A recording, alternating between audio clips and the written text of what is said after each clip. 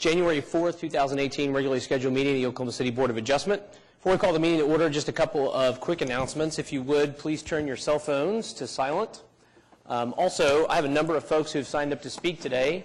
If you have not filled out one of these white sheets and you'd like to be heard on a matter before the board this afternoon, there's the sign-up sheets out on the table. You can provide those to Cindy here up front, and we'll call you at the appropriate time. When you do come to the microphone to speak, please give your name and address for the record so we can record that. And with that, we will get started by calling the meeting to order. And our first order of business is to receive the minutes of the December 7, 2017 meeting. So moved. Second. I have a motion and a second to receive the minutes of the December 7, 2017 meeting. Please cast your votes. And the minutes are received. Next item of business are continuance and withdrawal requests from staff. I believe we have one for sure. One continuous request, item number 12, case number 14374, to be deferred to the January 18, 2018 meeting. Is there anybody here who had hoped to be heard on that today? Seeing none, I take a motion. I move for the deferral of item 4D 1414374 to January 18th. Second. I have a motion and a second to continue case number 14374 to the January 18, 2018 meeting. Please cast your votes, please. And the item is continued. Are there other continuance or withdrawal requests from applicants or people present? Blaine Nice, 100 North Broadway. On item 14, number 14416, I thought we had previously asked that to be continued, and I thought it wasn't on here, but we'd asked that that be postponed one more time. You were talking about agenda item number 1, case 14416 you wanted to have continued? Yes, I think we may have that resolved. Okay, so you'd like a continuance to January 18th? Please. Is there anyone here who was hoping to be heard on that matter today? That's the case located at, or concerning property located at 12100 South Pennsylvania Avenue. Yeah, that's the... If there's no objections, I'd take a motion. Make a motion to continue case 14416 to the January 18th. I'll second. I have a motion and a second to continue case number 14416 to January 18th, 2018. Please cast your votes, please. And the item is continued. Are there additional requests or continuances? Okay. Item number 2, case number 14422, request for a variance to the front and rear yard setback in the R1 Single Family District and the Gatewood Urban Conservation District, located at 2214 North Brower Avenue. Is the applicant present?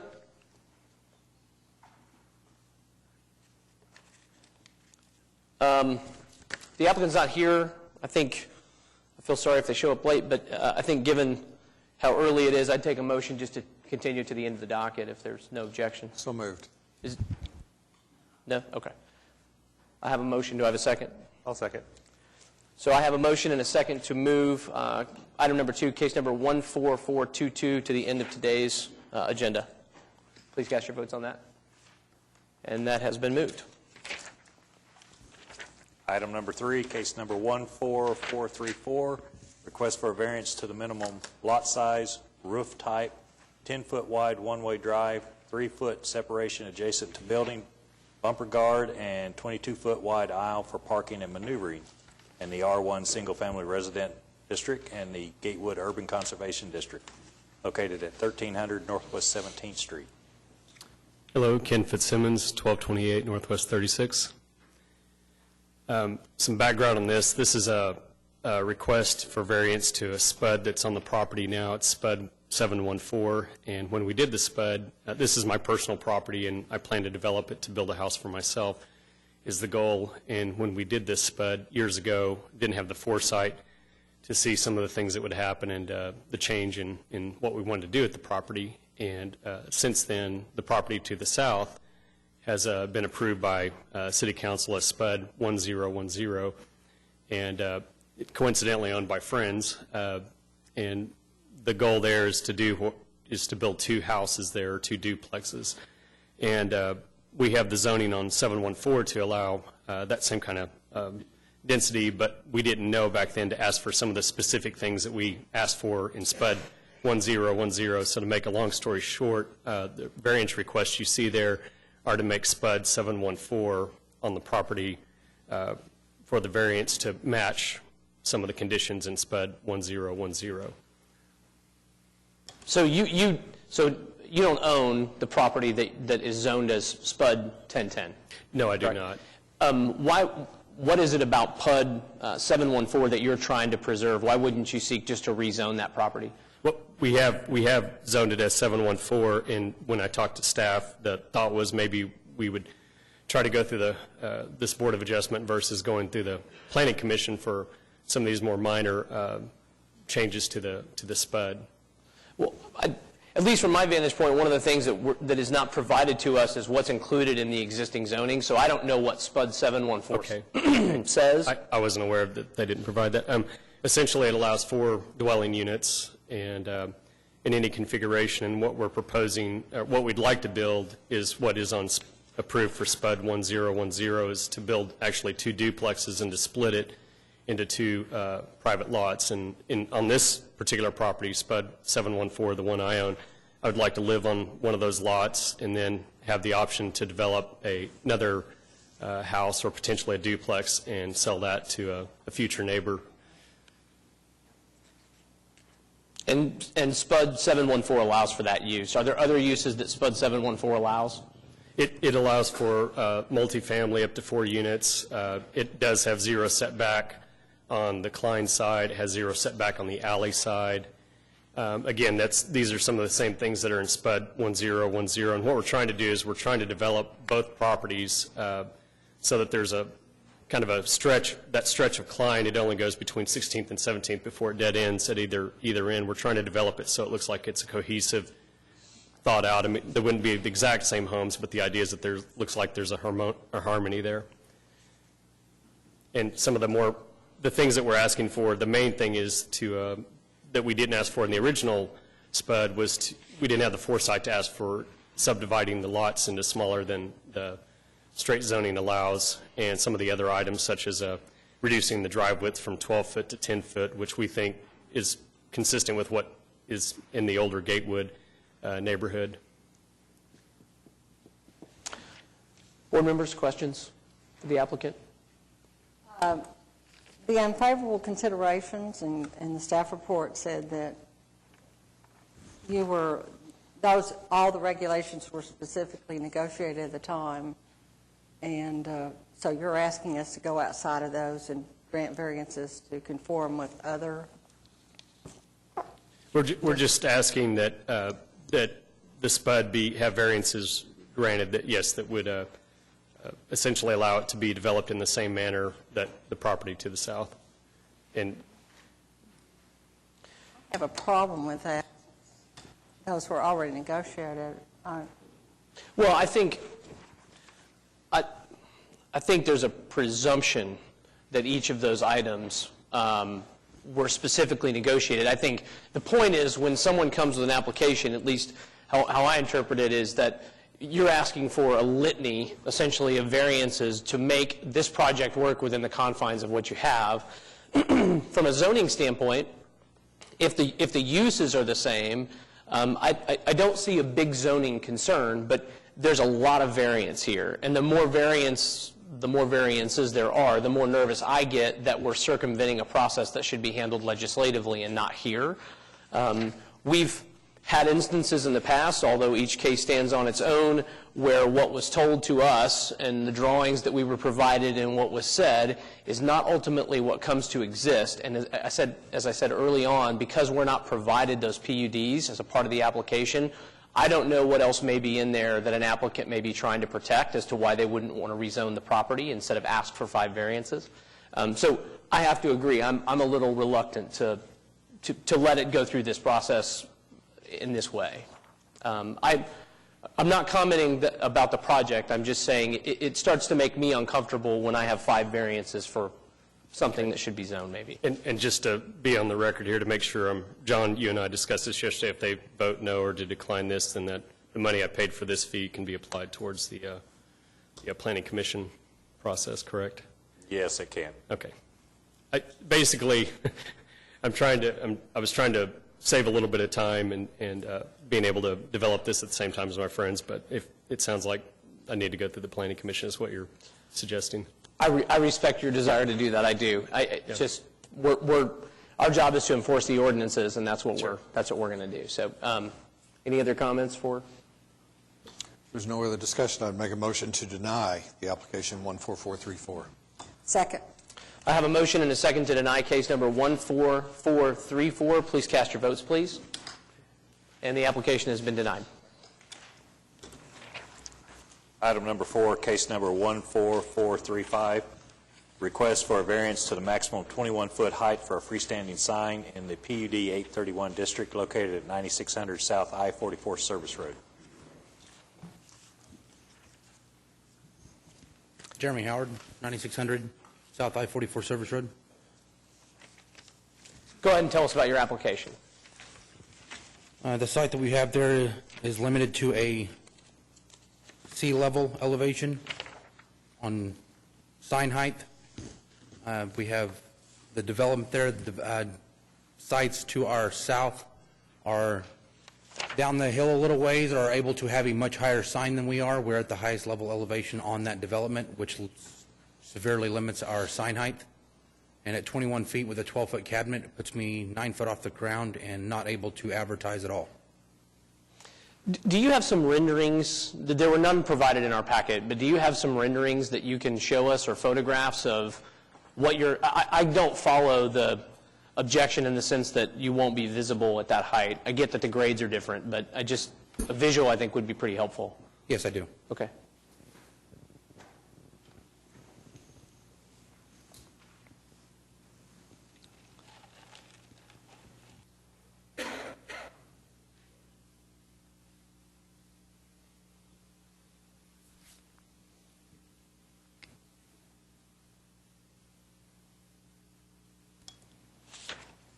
And per the discussion we just had, I guess you're aware that the property was zoned into a PUD that had this restriction at the outset?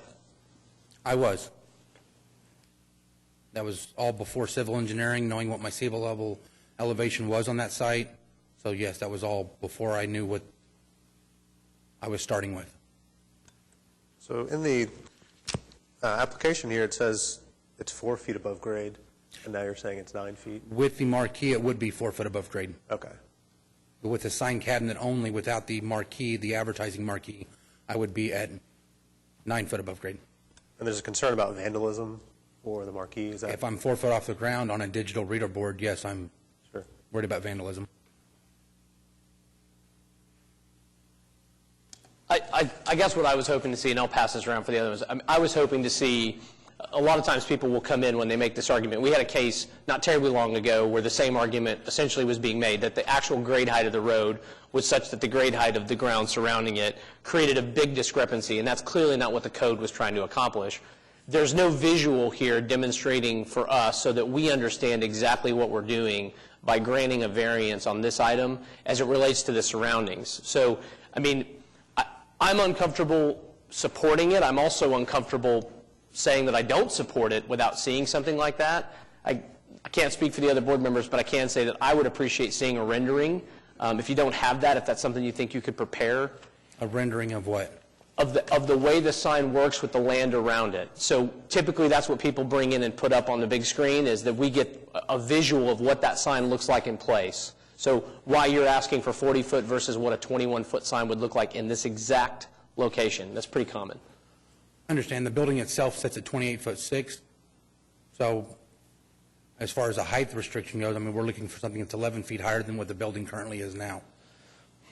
21 feet restricts me almost 8 feet below what my building currently sits at now. So if it's a height worry with the airport or whatever else is going on there, I don't see why I'm limited to 21 feet when my building's much higher than that already. I agree with you that there's a real good chance it doesn't make a whole lot of sense.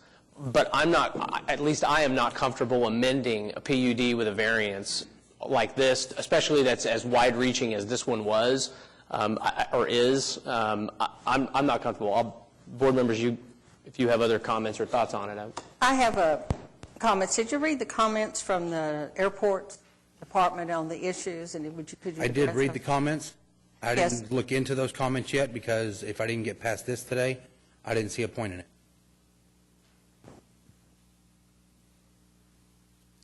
Because Well, I correct me think- if I'm wrong, if this isn't passed here today, then I don't need to contact the airport and try to figure out what I need to do with them, correct?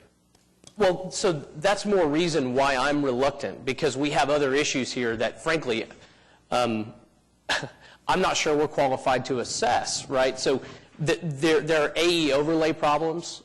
You're bringing up a grade problem. These are reasons why the PUD, if it were specifically negotiated, we don't know what parts of a PUD were actually specifically negotiated. There's a presumption that they all were specifically negotiated. And so this sign height may very well have been put in place as a part of that discussion because of the airport, the AE overlay. I don't know. And that's what makes me uncomfortable, and that's why I can't support it. Okay. So is there anyone else that wants to be heard on this matter today? Board members, if there's no other discussion, I'd take a motion. I'd move to deny the application. Second. I have a motion and a second to deny case number 14435. Please cast your votes, please. And the application is denied.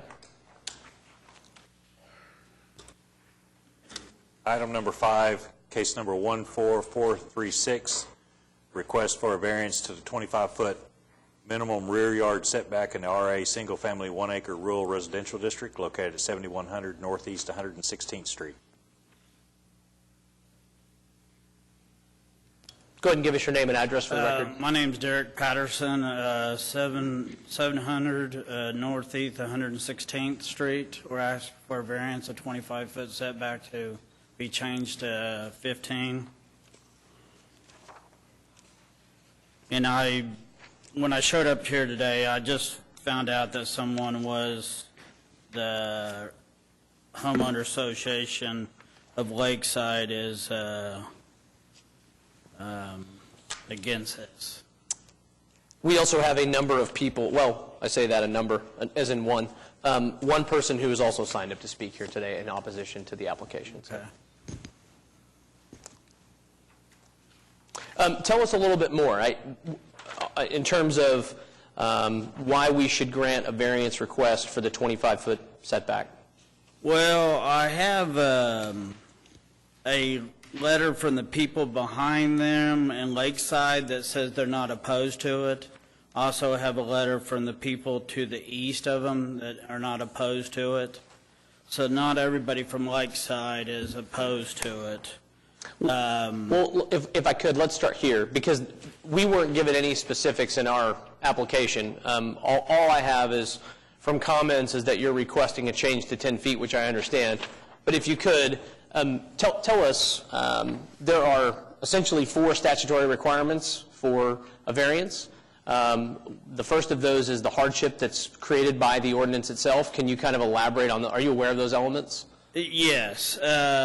When they built the house, they built a pool, and at that time the plat doesn't show an easement on it. I had to come down to the city to find out if there was an easement on it. And so if they would have known that, they would have built their pool a little farther back to make room for the pool house. And so when I got involved on the builder, they asked me to take on this project. I went down to the city to see, and I just happened around on that it's RA, which is agriculture residential restriction of 25 feet on both sides in the front. So what we're asking is to have it move back 10 foot, and we can also build a landscape screen behind it so you can't see the building. I've also brought pictures of where the building would set. I believe those photos were submitted to us. Okay. Yep. And there's a street that it's not going to hurt anybody. And why can't we do this case by case? I know Lakeside is wanting to just blanket it and say they don't want anybody to be able to do this, but I think we should look at this case by case, especially when the people behind them and the side of them do not oppose. I agree, and every case is looked at on an individual basis. The problem arises most often with accessory buildings, which arguably this is that you have somebody who gets a 1,250 square foot building built because that's the confine of the code, and then somebody wants a 1,500 square foot building and we grant it, and then the neighbor points to that building and says, look, his is 1,500, I should get one too. And so then they all start coming in. And so I think their objection to it is a reasonable objection, that it's going to set a precedent. It's a valid concern of the neighborhood, if it concerns the neighborhood that this is going to be going on at all. I think that's fair. Okay, what if there's never anybody that comes up and we just get denied? Yeah, that's a fair argument to it, right? Yeah. Yep. Board members, questions for the applicant? I do have somebody else who signed up to speak, and I apologize in advance. I'm not even going to try with the last name, but Nancy, are you here? McNair. Okay, I should have been able to get that. So. Nancy McNair. I live at 11401 Hillsdale Drive, which is in the neighborhood. I'm here on behalf of the Neighborhood Association. I'm on the board of Lakeside of Oakdale. Our objection is, just as you stated, it's not necessarily that this cabana will be seen or harmful to the people across from it. It's that it sets a precedent. There's 14 other lots along this area that abut Lakeside of Oakdale, and they all have the similar situation. If they want to put a garage, a sound studio, an art studio, a she shed, anything along there, they're going to have the same situation, that they will come in for a variance because they've already built out to what their lot will handle. So now we have to look at, as it snowballs down the road, how often is this going to happen? And yes, it may not hurt, I use that word loosely, hurt someone who's on this particular site because we have a common lot just behind them. But all the way down to the east, it's now directly next to people's homes, next to their lots. This particular situation may not be obnoxious, but it's that the code and requirements are, it meets all of the number 1 through 4 situation of hardship and so forth. And the third one is the word and so it implies in our codes and our statutes that requests for variance meet all 4 of those standards, not just the one that it's not obnoxious. So we're requesting that be denied based on we're just concerned about how it snowballs down the road. And that's the same thing all over Oklahoma City. I'm sure that the building permit department has this occur all the time of somebody wants to put an accessory building in and all of a sudden it doesn't fit and they need a variance. Well, if it's so common and not a problem, let's just make it a code change and make everybody have a reduced setbacks. Easier said than done. If they need to. That's what we're looking at, is if this one's approved, then the next one, where does it stop? What is the road that's behind?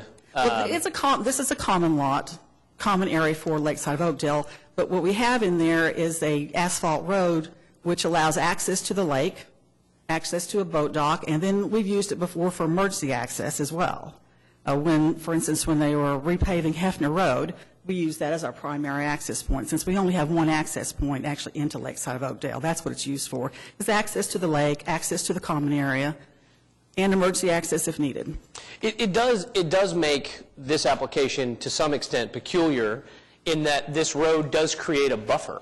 And that's a lot of what those setbacks are designed to do, is to create a buffer between property owners for all kinds of reasons. The problem we have with that, because we discussed that in our meeting, is that if you use a common area as a reason to put a variance and allow a setback to come closer to the property line, then I've got another 12 lots in Lakeside who have the same situation, and now there are probably 24 lots in Shadow Ridge that have the same situation. They've got a common lot behind them, and well, let's build a little closer to the property line. Let's get a variance for that setback.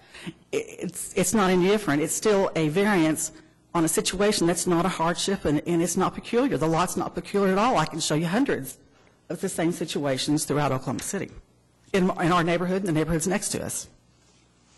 So that's our problem, is the very first 2 items. We don't see a hardship, and we don't see anything peculiar or abnormal, unique about this situation.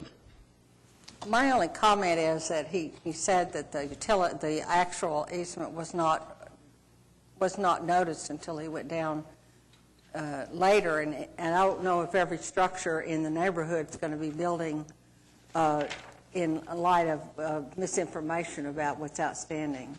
Are you saying, this is peculiar because he built it not knowing? Well, the builder, I'm sure, knew the setback was 25 feet. Maybe the property owner did not know when they put something in, but the RA requirement is 25 feet. Every lot out there has a requirement of 25-foot setback. The builder knows that when it was put in, when the pool was put in, there's not been any change. That's what it's always been. Was the pool part of the original construction, or was it added later? That I do not know. Because that was my question, too, is that you would think, when they lay out the pool and things like that, that the easement should be known and that there should have been some disclosure to the homeowners that, hey. Well, I don't know if the person who's here representing the applicant here, if you wouldn't mind, come back up for just a second. Do you know when the pool was constructed? I do not. I know they built it after they moved in. Yeah, I mean. And most pool builders don't, they just go down and pull a pool permit, and they don't know the setbacks. Yeah. It wasn't on the plat. It's difficult to just read an assumption into this, but why they would move the pool to the side of the house as opposed to putting it behind there probably has something to do with that setback. Probably when they got the permit. That's a reasonable inference. You're a builder. That's a reasonable inference to make from this. Where they're putting it on the side? Yeah. Well, if you would see the lot slopes, and you wouldn't be able to build a pool over in the back. So they had to put it over on the side because the way the land. Okay. Other questions, board members, or comments? Make a motion to deny 14436. I'll second. I have a motion and a second to deny case number 14436. Please cast your votes, please. And the application is denied. Item number 6, case number 14437, request for a variance to the required landscaping at the base of new freestanding sign in the C3 Community Commercial District located at 4144 Northwest Expressway. Is the applicant present? Please come forward and give us your name and address for the record.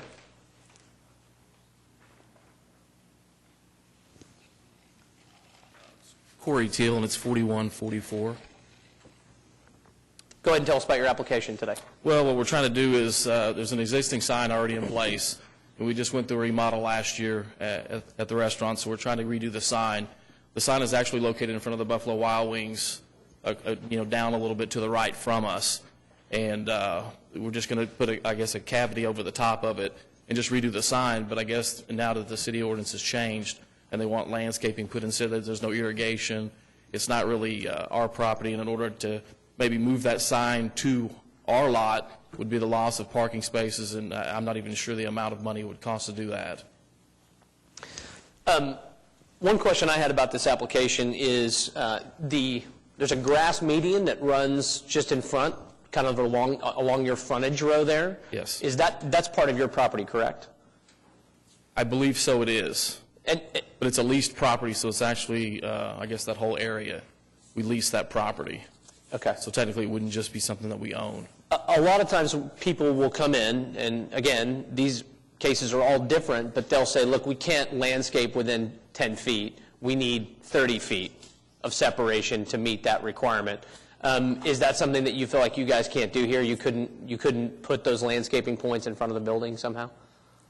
Most of it's just parking lot. I mean, there's really a narrow strip, and it runs parallel with the Northwest Expressway. Yeah, there's a site plan you provided that shows that narrow strip. I guess I'm just wondering why that couldn't be landscaped, is my question.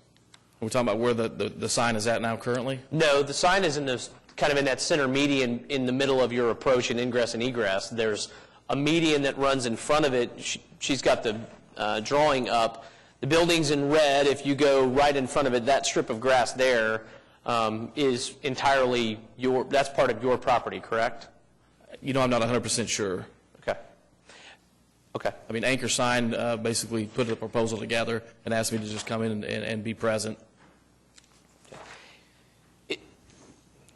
it's hard to just circumvent an ordinance that the city council adopted and asked people to adhere to for reasons that really are not any of my business. For us to just say, we're going to ignore it, and without there being a reason. And we've had applicants come in the past that I can think of that have said, there's nowhere for me to put it. And when you look at the aerial, that's true. There have been others who have come in and said, I can't meet the requirement, but we can do it within 50 feet. And it's a lot easier to support a variance, in other words, the minimum necessary to alleviate a hardship, when I can point to it and go, okay, 50 feet, they can still do it. It doesn't make sense to put landscaping in a center median, which I totally agree with you about. But does that make sense? It's a little bit hard, at least for me. Yeah. I can't speak for other board members, but. I would just say in defense of the request, when you look at the placement of that sign, you do have a grassy area that could be landscaped, but it also, you begin to interfere with your sight lines. As people are exiting out, they are turning into traffic that's coming down, from Northwest Expressway, and you want to make sure. So, I mean, if there was any landscaping that was offered there, you would want to make sure that it was very, very low and properly maintained so that you didn't create, to me, Trade one problem for another, yeah. That's the risk that as you begin to create sightline problems and potentially a hazard. I think that's the thing that we were worried about, is just the sight line, because it's that strip that you pointed out is narrower than you think. On the picture, it's tough to see, but it's not as big, and with that pole sign and everything else, I'm not sure. I mean, in that area in front of the Buffalo Wild Wings that we're trying to do the sign with, there's no way that could be landscaped. It's such an angle as you turn out, and it's tough enough even with no landscaping to make that turn sometimes, the 5 o'clock traffic. The one thing that I think, an area where we might compromise is immediately below the sign. You do have a small grassy area on either side of the base of the sign. Well, the sign is there, and there's grass around it, but there's just, like I said, it's in front of Buffalo Wild Wings. There's no irrigation or anything out there. And I think that's what they're proposing, that we put a little, I think it's 6-point landscaping or something around there and make it pretty. But we're just worried that if we do that, will it block the traffic to the left as you're exiting Buffalo Wild Wings parking lot? And I think that's a legitimate concern. I can't make your argument for you, but I think that's a legitimate concern, especially at 55 miles an hour. I think it's also a concern. I don't recall, and you probably don't know the answer, and that's fine, but if the drainage there, I almost wonder if that grass in front of you is more of some sort of a bar ditch than it is a grassed median, but I don't know that. I can't tell. So, other comments, questions? Well, this was built, again, at the time when the landscaping requirements were not in place, and all they're doing is replacing the sign. And I think that's, the hardship. And there were no unfavorable considerations been identified, and I don't think there's any noticeable location near that sign, and unless you want to ask for a continuance to have him come back and see if he can put some plant somewhere else. I don't think that's necessary. I think the hardship and the fact that it's an existing sign and all they're trying to do is upgrade the sign. I would make a motion, if there's no further discussion, to approve case number 14437. I second. I have a motion and a second to approve case number 14437. Please cast your votes, please. The application is approved. All right, thank you. Item number 7, case number 14438, request for a variance to the number of freestanding signs along Northwest 164th Street in PUD 809 district located at 2015 Northwest 164th Street. Good afternoon. David Box, 522 Colcord Drive, here on behalf of the applicant, Mr. Farha, who is also with me today. Our application is for a variance to PUD 809 to allow my client to have freestanding accessory signs for the 2 new buildings that he will build. This is an interesting case in that the way that this land has developed is contrary to what was originally contemplated. When you look at the site, it was originally contemplated to be an overall commercial development that included larger buildings. Therefore, the number of signs necessary along 164th were reduced to 2. Well, that's not what ended up happening. Rather, 2 outparcels developed independently of an overall commercial development, each of them taking a freestanding accessory sign, thereby eliminating any additional freestanding signs along 164th. So what our variance seeks to do is simply allow each building to have their own freestanding accessory signs, similar in nature to those buildings to the west and east of us. There's a Brahms to the east and an AutoZone to the west.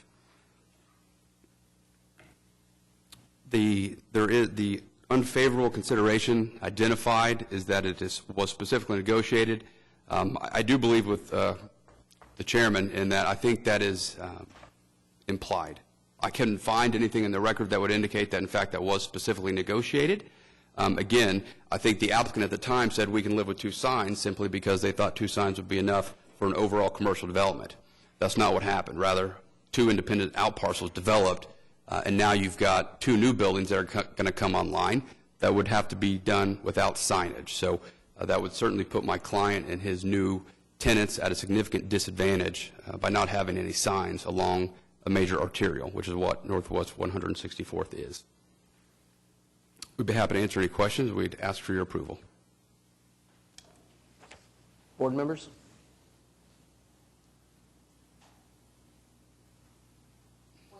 As I said earlier, I do have problems. Of course, you don't have anything in your record as far as specific negotiations or that the changes I have. That's right. We had concerns before that these were specifically negotiated, and I think staff puts that in there as just a blanket on all PUDs. I don't think that they've gone back and found that there was a major point of contention about the number of signs. Instead, I think it was as simple as the applicant in PUD 809, which was almost 20 years ago, had a different vision for the way this would develop, so he said, we only need 2 signs. And that's just not the way it has developed. And so, the other question that's been thrown around, why not go rezone it?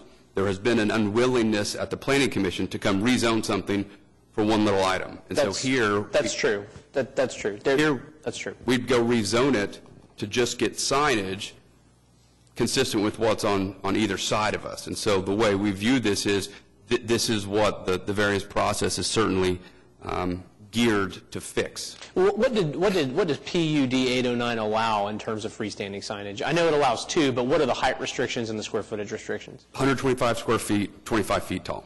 Per sign? Yes, sir. So we would be adding, well, essentially what you're asking us to do is to add 250 square feet of additional signage. That's right. Which the PUD also, if you look at what it required and allowed along North Pennsylvania, it allowed 4 signs. Because it was anticipated that North Penn perhaps would develop more similarly to how 164th has. Well, what's happened is it's actually developed as a larger commercial center, so the number of signs needed isn't as great. Well, so the developer just got it wrong on where the number of signs. What is the total acreage of PUD 809? I'm not sure. Cindy, could you go back to the... It looks like the property to what would be the north on Penn is also a part of 809. Is that... That is correct. I'll wait till she pulls that exhibit up. I want to make sure that this doesn't just make sense in my head. That's it. Or no, it's that's not. The...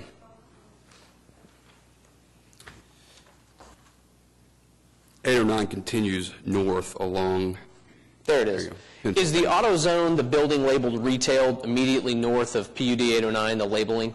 Is that the AutoZone? No, the AutoZone's on the hard corner, the northeast corner of Penn and 164th. The image that I handed out at the outset, you can see... So it's carved out? That's right.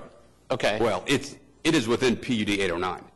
Okay. What you're seeing in those dashed lines is just the subject site. Okay. That my client has. But it's just not shown on that, is what I'm saying. That's right. Okay. It's relatively new. But the Brahms is shown, that was the building labeled restaurant. That's right. There you go. Okay. And so PUD 809 extends further north there to that entire retail shopping center? Correct.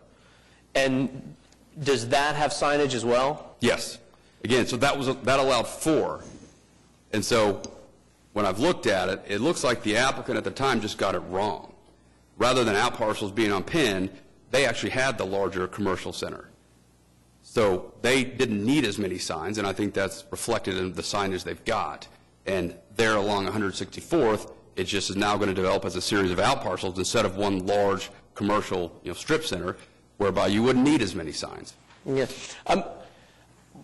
What I'll say on this is just that there is a very frustrating conundrum in that if you say that you don't want to grant a variance in instances like this where we're just talking about signage in an area that's clearly commercial, and you say instead, go back and rezone, when they get to Planning Commission, what they're going to hear is that they don't like to hear cases that are just about changing signage. And so from an applicant's point of view, there's not a good forum for those types of cases, unlike others. I just want to make that point. Because certainly, if we had other issues that we were seeking variances from, it would make sense that certainly the spud or PUD is broken, and we probably need to go back through the legislative process. Here, it was just an oversight from the original developer that we believe the variance process is custom designed to fix. I'm not sure it's even an oversight. It's hard to look in the future 20 years and know Sure. what's going to happen. I am going to support your application. Is there any more discussion? Or? Well, you know, this was specifically negotiated, and I realize that none of us have a crystal ball and can't see into the future, but when something is specifically negotiated, I just have a problem with it. Well, in Here's the fairness, problem. Let me. Yeah. The problem is that they requested 4 signs on Pennsylvania because they anticipated. Am I correct? Because they anticipated that's where the development was going to be and the out parcels would lie 20 years ago. What they didn't anticipate is that 164th would develop in the same manner. What Scott is saying is that Planning Commission is going to resist them coming forward and requesting a rezoning just for these signs. And so, I mean, this is, you know, perhaps not the perfect place for this to occur, but it sounds to me like it is. It's the option that's available to the applicant in terms of seeking relief. Well, and to be fair, to the discussion that was had, I mean, just before Kevin arrived, there is always that's always the staff comment, that it was specifically negotiated, but we don't know what the elements really were that were specifically negotiated, that became sort of Dickard terms of that PUD itself, right? And so there's just a presumption that each and every item in the PUD was specifically negotiated according to staff.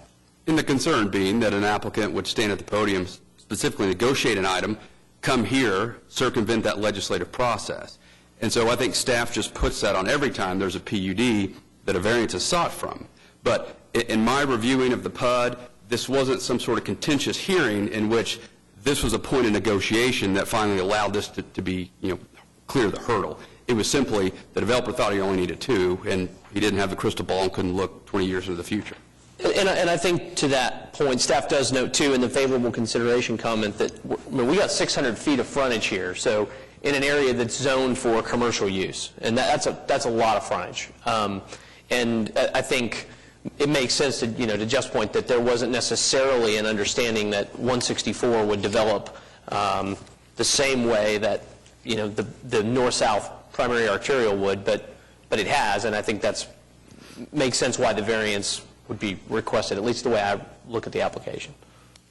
I'm persuaded that you have reviewed the record and did not see anything specifically about the negotiations on that sign, and I would, on a case-by-case basis, if that does come up, I am persuaded, given the discussion regarding the age and what Planning Commission would do about signage.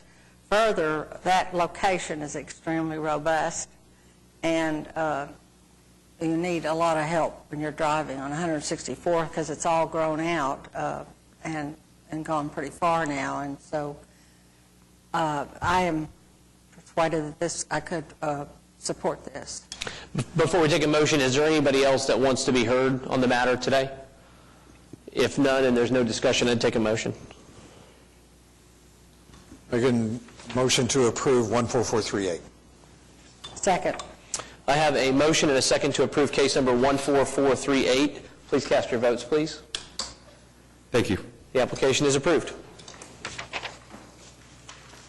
Item number 8, case number 14439, request for variance for signs located on the street right-of-way, site triangle, maximum height, maximum size, and with 2 entry signs for each corner and a sign in the street median in the R1 single-family residential district located at various locations throughout the Quail Creek area. Happy New Year. Tim Johnson here on behalf of the Quail Creek Neighborhood Association, 1 East Sheridan Avenue, Suite 200, Oklahoma City 73104. As you know, Quail Creek is a very large neighborhood that has developed over, at this rate, over the last 50, 60 years. Historically, they put monumentation on their main entrances, and those have, some of them have been driven into, some of them have been reconstructed, but they're not very attractive anymore, and so the neighborhood association gradually wants to upgrade them as money becomes available.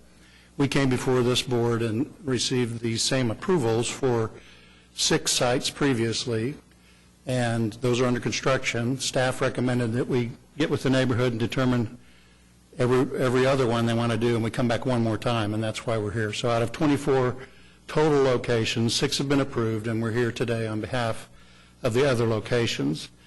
Our current ordinances would not allow for the type of signs that are even there today, let alone what we're proposing. And as we discussed at our last meeting, the actual signage space, even though all the stone and in some cases some of the landscaping gets counted as a sign, the actual words on the sign are very close to meeting, if not exactly meeting, the 18 square feet that's in the code today. And then the second variance aspect is the fact that the code doesn't currently allow signage in the medians, and there exist very many medians and signs in them today. So that's why we're here. I think over time, and as all you know, there's many of these that have been built and maybe didn't get approved through this board, but even in newer subdivisions, there's median signage for the development. So I think over time, as the city upgrades the zoning ordinances and the subregs to parallel them, that this will be fixed. But I'm here to answer any questions. There were no negative factors determined by the staff. We will continue, as we have on the 6 that are under construction, to go back to the city staff for variances, not variances, to revocable permits to allow the signs to be generally in the area we propose them. They've had to shift and change size a foot here and a foot there to miss utilities that are in place. So When we reviewed the initial request from the Quail Creek HOA on this, were there median signs included with that? Do you recall? yes, the one on Quail Creek Boulevard in Hefner. Was it also requested at 5 feet? Yes. Why is there a request for 5 feet when the code is for 4? What is that difference? Is it It's just the height of the wall they want to make so they can get enough landscaping around the bottom and still see the sign. But that doesn't create any kind of a site obstruction? No, or- they're set far enough back from the intersection, they don't block any sight distance. And staff doesn't seem to, there's no comments in the report that it would obstruct the side triangle or anything like that. We've heard these before, this particular case and others, neighborhood subdivisions, the rock and all that stuff that's really landscaping is attributed to signage. That, to me, is not what the code intended. Clearly, to me, it's not what the code was intended. So if there's other comments from board members. Well, I would just say that, referring to that neighborhood as 50 and 60 years old, I used to roof houses up there when I was a teenager, so it makes me feel old. And, Maybe it was only 30. Maybe I was wrong. Perhaps. And and as you get older and traffic moves faster and faster, you have a greater appreciation for good signage that clearly, helps you find your way. So if there's no further discussion, I would make a motion to approve the application. Before anybody seconds, is there anybody else who'd hope to be heard on this matter today? Seeing none, second to the motion? I'll second the motion. I have a motion and a second to approve case number 14439. Please cast your votes, please. Thank you The very much. application is approved. Item number 9, case number 14432, appeal of W. Paul Woody of the decision of city official regarding the approval of building permit BLDC 2017-04489, located at 3233 Northwest 63rd Street.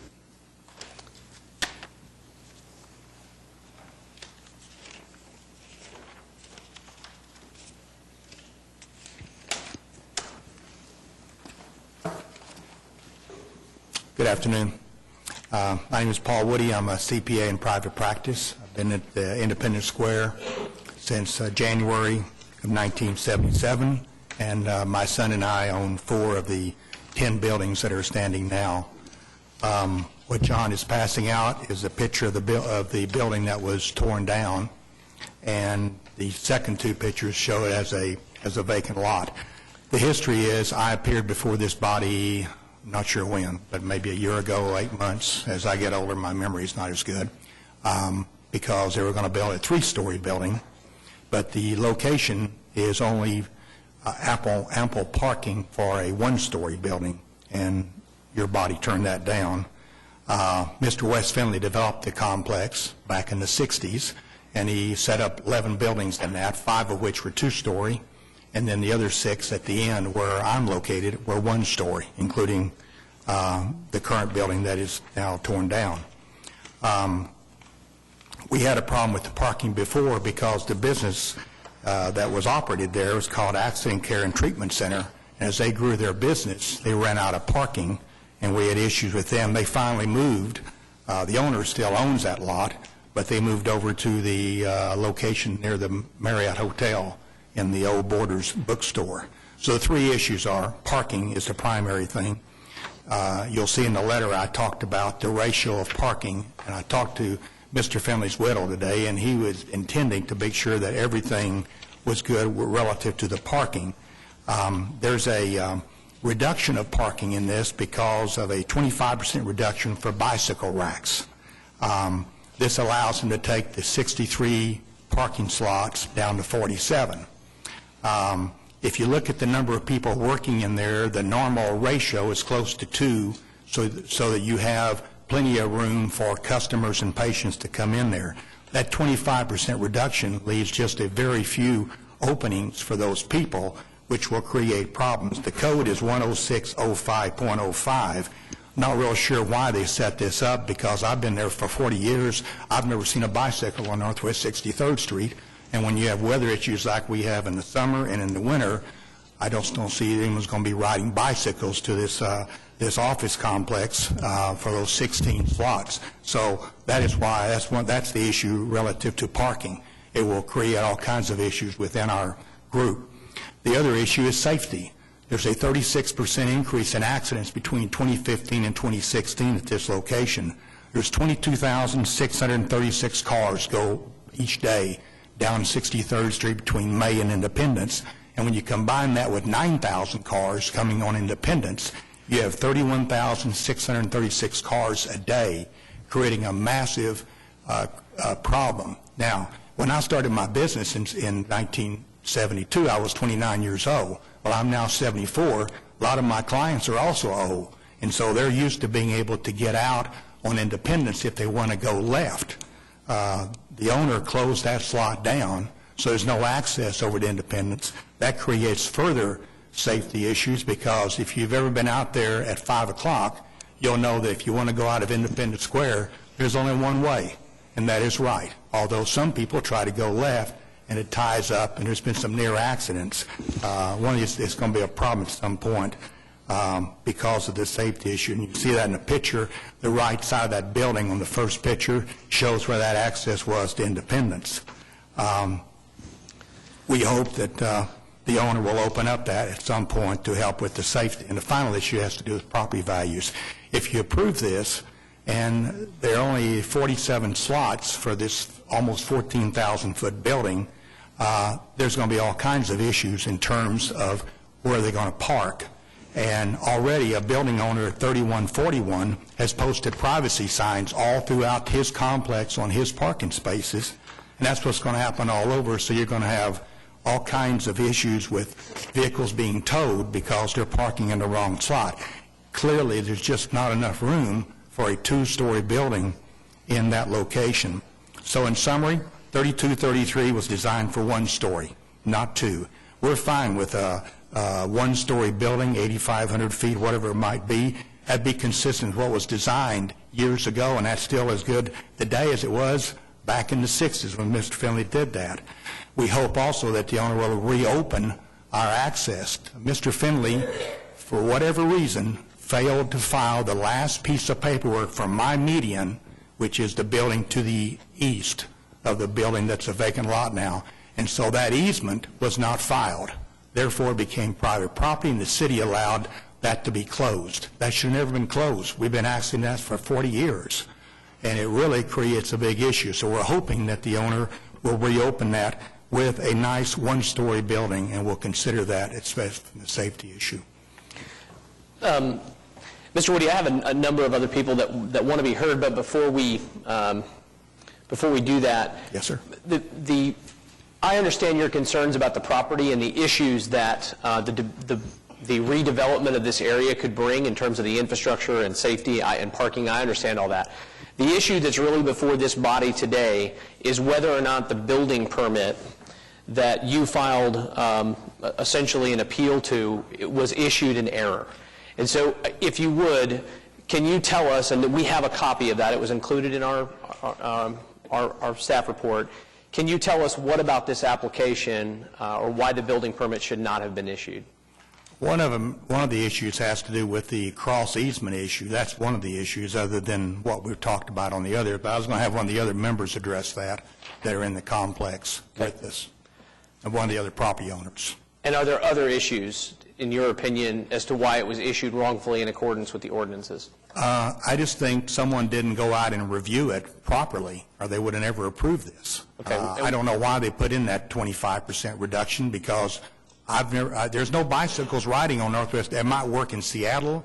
It might even work downtown Oklahoma City, but it's not going to work on Northwest. Well, I understand. There's a certain element of progressiveness that statutes and ordinances and governments have to take, because if they don't, there's never going to be anybody do anything. So just because they're a little bit ahead of what the reality of a situation is doesn't make them wrong. Right. I understand that they create frustrations, but I believe we have somebody from the city staff who can help board members understand what the ordinances were that allowed the building permit to be issued with those reductions, so we'll let them comment on that. Can Mr. Marr and Mr. Cheek speak I'm getting ready to call them in just a minute, but again, we need to limit further discussion on this to what in the building permit was wrongfully issued. I understand the other concerns, but a lot of those are private issues, and I want to focus our conversation in on the issue before us, which is the appeal of the issuance of the building permit, okay?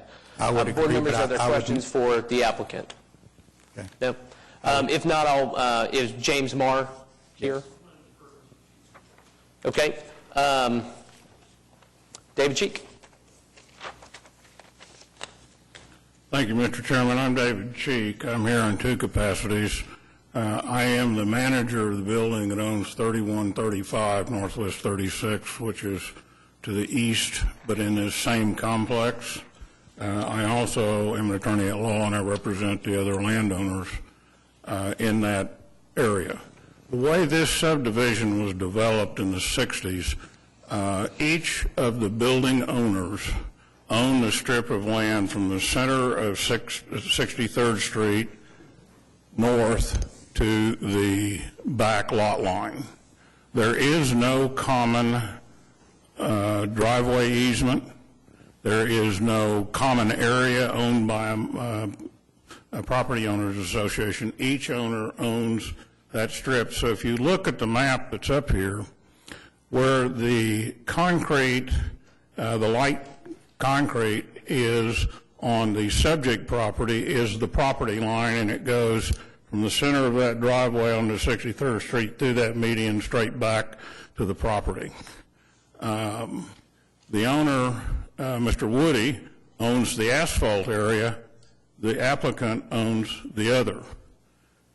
In looking at the zoning code review of this application, zoning review's number one requirement was cross-access agreement required.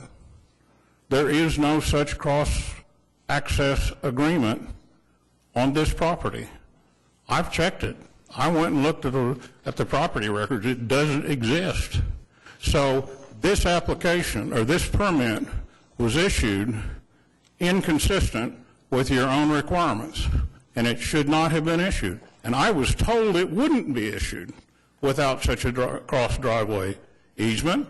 And when the applicant came to me and met with me, I explained this to him and told him it didn't exist and we weren't going to grant it. Okay. And we got no notice of the building permit being issued. So In answer to your direct question, that's why it's wrongfully issued. Thank you very much. Board members, questions? Mr. Cheek, thank you. You're welcome. Also signed up to speak is Blaine Nice. Good afternoon, Mr. Chairman. Blaine Nice, 100 North Broadway, for the applicant, and I have Sam Gresham here, the applicant, with me, and the owner of this property is also here. With all due respect, I don't want to get lost. Before you begin, I'm going to have to recuse myself, but if it's all right with the chairman, I'm just going to sit in here, but I have to recuse myself from voting because Mr. Nice is a law partner of mine.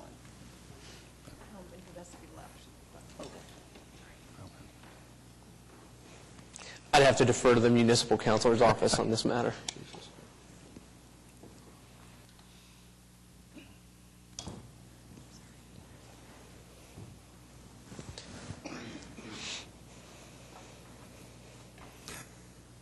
Thank you. With all due respect to Mr. Woody and Mr. Cheek, I don't want to get lost in the weeds because your question is well taken. This permit was properly issued. There were no variances required for anything.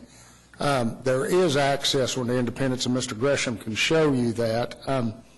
Ms. McNair, who previously explained, this is a situation, if somebody doesn't like the code, go to City Council and get the code changed. They complied with the code. This building permit was properly issued. There were some misstatements. One, I believe there is access to Independence, but also there was no evidence that accident care is going back in this building. For his assumptions about the number of people they're going to be using this are improper. The applicant has made use of the code, and they didn't require a parking variance, and there's just no basis for this board to overturn this decision. So Well, Mr. Woody or Mr. Cheek, neither one made a claim that the code, that the building permit was issued wrongfully as it relates to the code on the parking requirements. Right. That wasn't, there was nothing referenced there, but there was a reference to the cross-access agreement. Can you comment, provide your comments there? Sam Gresham, 400 Northwest 23rd. I'm the architect on the job. I have an Alta survey in my hand. The Alta survey shows a cross-access agreement. There's an easement right at the entry. You see, as Mr. Cheek pointed out, where the paving changes color. The east half of that is identified in here as an easement, access easement, in this plan. So that provides us a means of entering and exiting on our side as well as their side, and it's a shared access. So I can present this to you if you wish to see it. I think the answer to that, I think, is no, but are there questions for Mr. Nice and Mr. Gresham at this time? Yes, I have a question.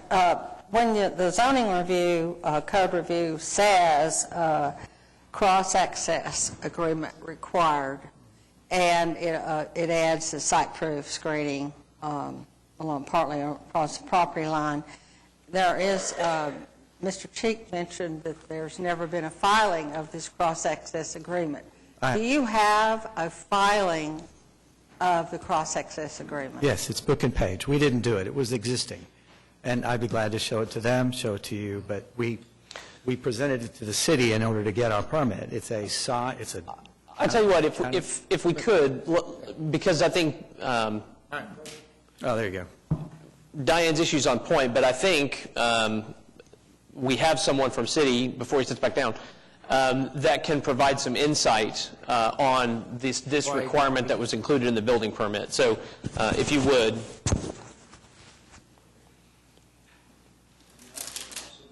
Yeah, I guess. Thank you. Jeff Hines. I'm with the Development Center, City of Oklahoma City. And I think, maybe cross-access agreement is kind of more of a generic term. In this case, it was an access easement that was picked up on the survey. We got a copy of the book and page, which is a non-exclusive access easement for the property.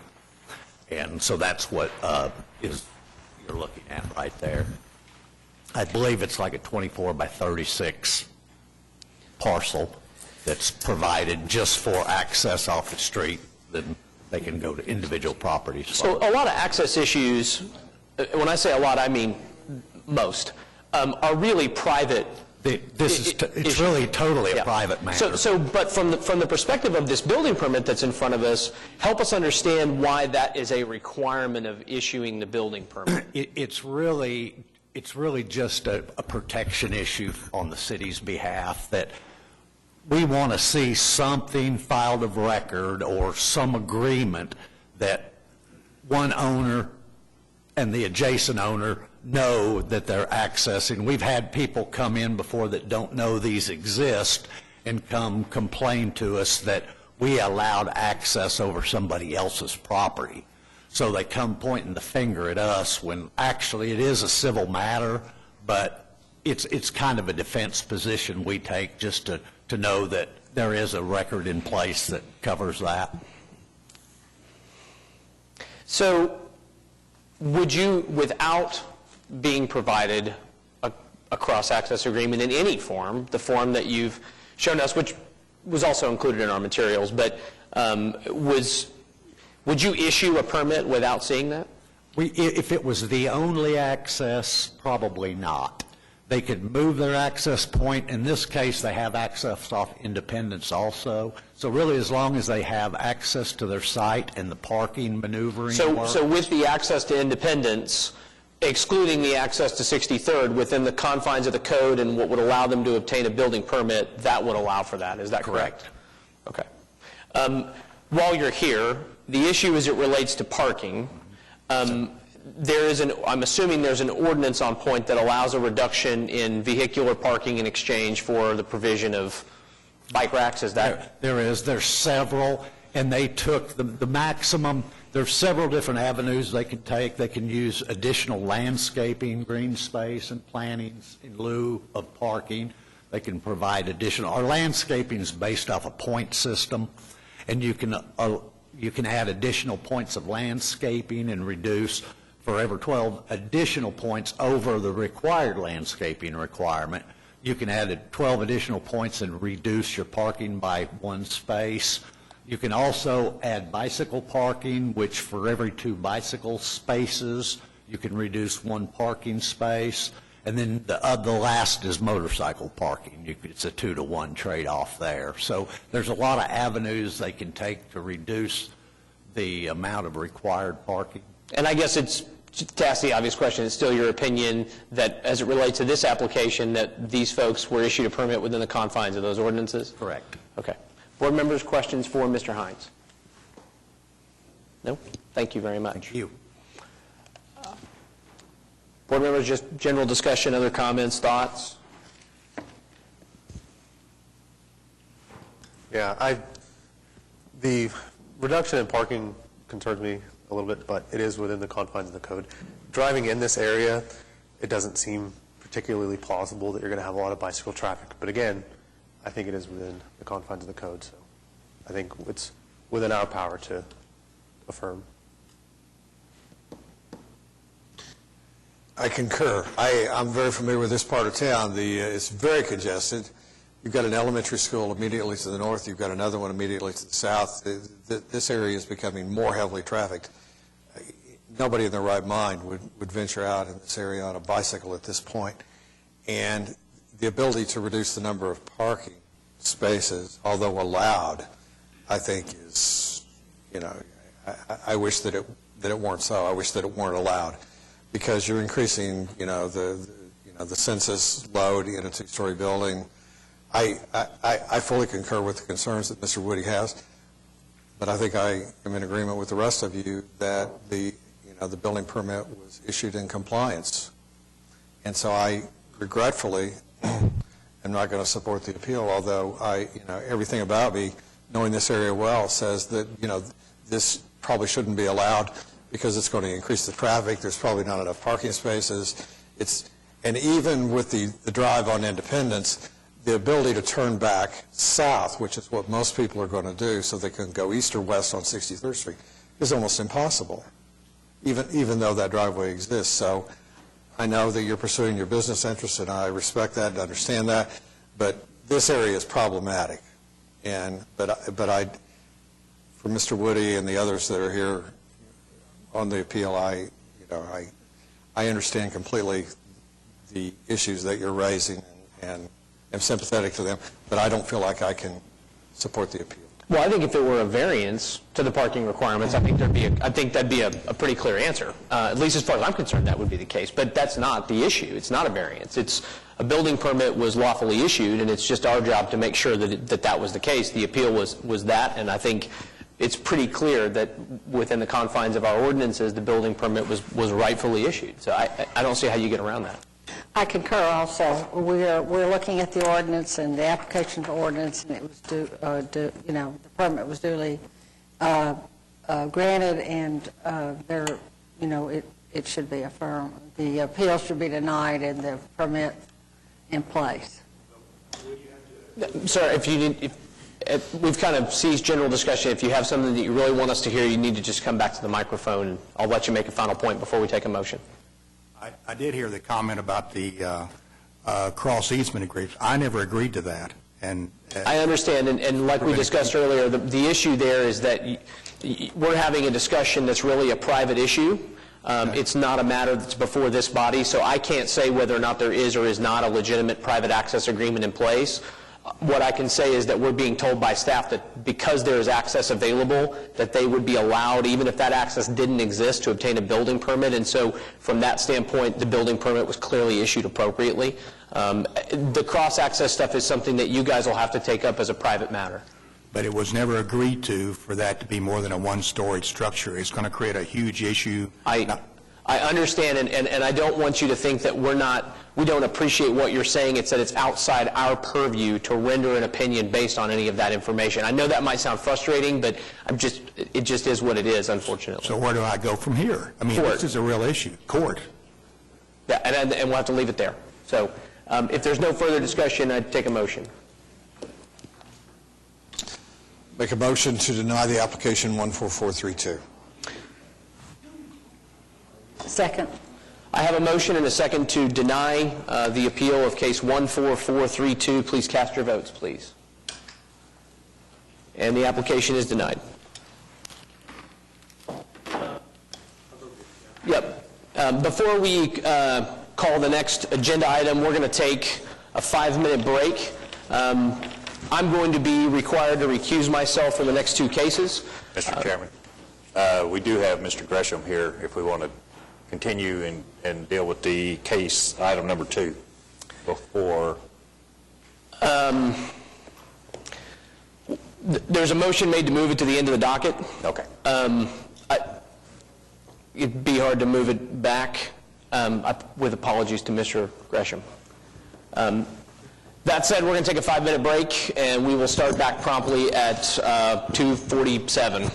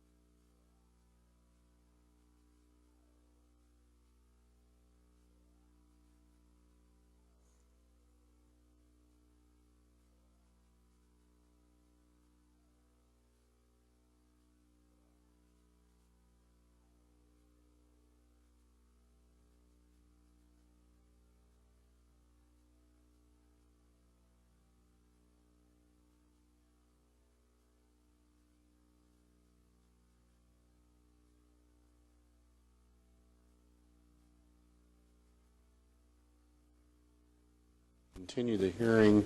Is that still an issue?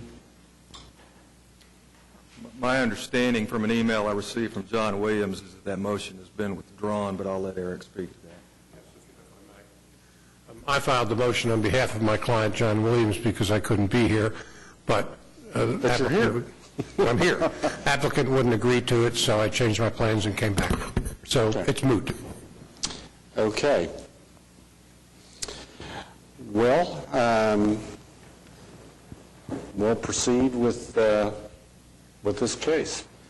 Thank you. My name is Kent Gilliland, 100 North Broadway in Oklahoma City. I represent the applicant in both cases 10 and 11 and 40 and 23. We've got a quick request of the board, and one, that request is to see if we could hear case number 11, case number 23 first. That's the first case that was before the DDRC in August, again in September. And then the case listed as 40 at number 10 is actually the latter case. So our request is that we hear the cases chronologically, hear the first one first and reverse the order of the agenda. And I just didn't know if there was a design to the way the agenda was put together. Is there anyone else that would like to be heard on this request? We're fine with that request on behalf of this side of the room. Okay. Was that procedurally permissible? I know there's discussion before. So the board could make a motion to reorder the items on the agenda and then vote on that and then hear them in that new order. So there's no other discussion with respect to this, is that correct? Anyone else want to be heard on that? Is there a motion? I move that we swap 10 and 11 and hear 11 first, 10 second. Actually, before we move, I'm sorry. What's the basis for that? I mean, my understanding was if we decide the later case, the earlier case kind of gets swept along with it substantively. So, well, I think that the cases were denied on a little bit different issues. The more complex issues are going to be in case number 11. Simpler issues are going to be in case number 10. It's important to us to continue to address both cases for appellate reasons going forward. So we can't drop one and just move on with the other one. But we'd rather address item number 11 first and cover the most complex issues first. Okay. Is there any other discussion by anyone that wants to be heard on this issue? Is there a motion? Diane made the motion. I'll second it. Please register your vote.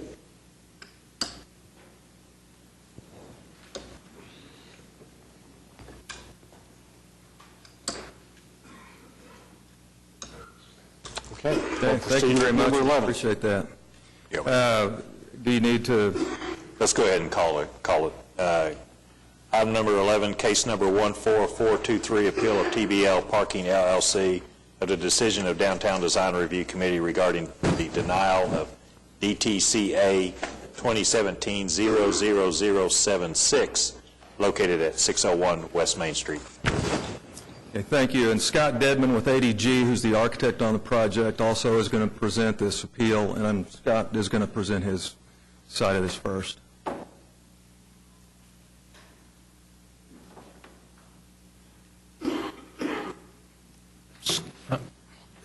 Scott Dedman, 920 West Main, Oklahoma City. I'm going to present the case as we did at DDRC some time ago. So we've actually made two presentations to DDRC. We made one in August 17th, and then another one in September 21st. The August 17th hearing was continued to September 21st. So just a little background on the project. It's a 5-story building with 102,000 square feet in it. 13,000 square feet are commercial space on the ground floor with 5 elevated parking decks above the commercial space. We have a total of 262 parking spaces. The structure is going to be precast concrete, and then to cover the north and south facades, it's a combination of architectural metal fins and architectural metal panel. Just to be familiar with the site, I think you know where it is. It's directly perpendicular to the Channing Drive in front of the Civic Center. Ground level provides access to the ramps and to the parking decks above from both Colcord and Main Street. And then there's commercial space, the 13,000 square feet of commercial space that fronts both Main Street and Colcord. And then the typical parking deck's about 55 spaces, and that would continue for the 5 levels of parking. Now, the top level, of course, is the roof, so there is a roof-level parking deck. The height of this project is proposed to be 60 foot 9 inches on the Colcord side, 65.4 on the Main Street side. The minimum height requirement is 50 feet. There is no maximum height requirement. In this district, there's a variety of materials that we're looking at. So we've got plaster structures, we've got some structures with exposed concrete, we've got limestone and brick on the municipal buildings, and just a variety of other architectural metals on the buildings. So as we look at designing this, we look for inspiration. A lot of it's from the civic buildings with the limestone, the aluminum mullion patterns, the brickwork. County Courthouse is a great example of these municipal buildings with the fritted metal patterns in front. We also look at other buildings that have been built in this area and have been approved through DDRC. One is the Arts Center parking garage that faces the City Hall Park. In similar fashion, it has vertical glass fins that help shield the parking, architectural metal screens that also help shield the parking, and then it activates the street level with commercial space, similar to what we are doing as well. On August 17th, we presented this design, and this was the hearing that was continued on to September. So in this hearing, there were a lot of comments made and requests as far as sort of aesthetic considerations. One was that the precast concrete facades need additional detail. The precast facades needed more consistent finish. The north and south facades felt heavy, and they needed some vertical breaks. We needed some clarification on the finish on the metal fins, and the storefront lacked articulation. So these were the comments that we addressed coming forward into the September 21st meeting, and this is the current design of this project. So you can see a slight change in the design with the some of the articulation in the facade. So when we take a little bit of an aerial view adjacent to the Civic Center, you can see the precast party walls.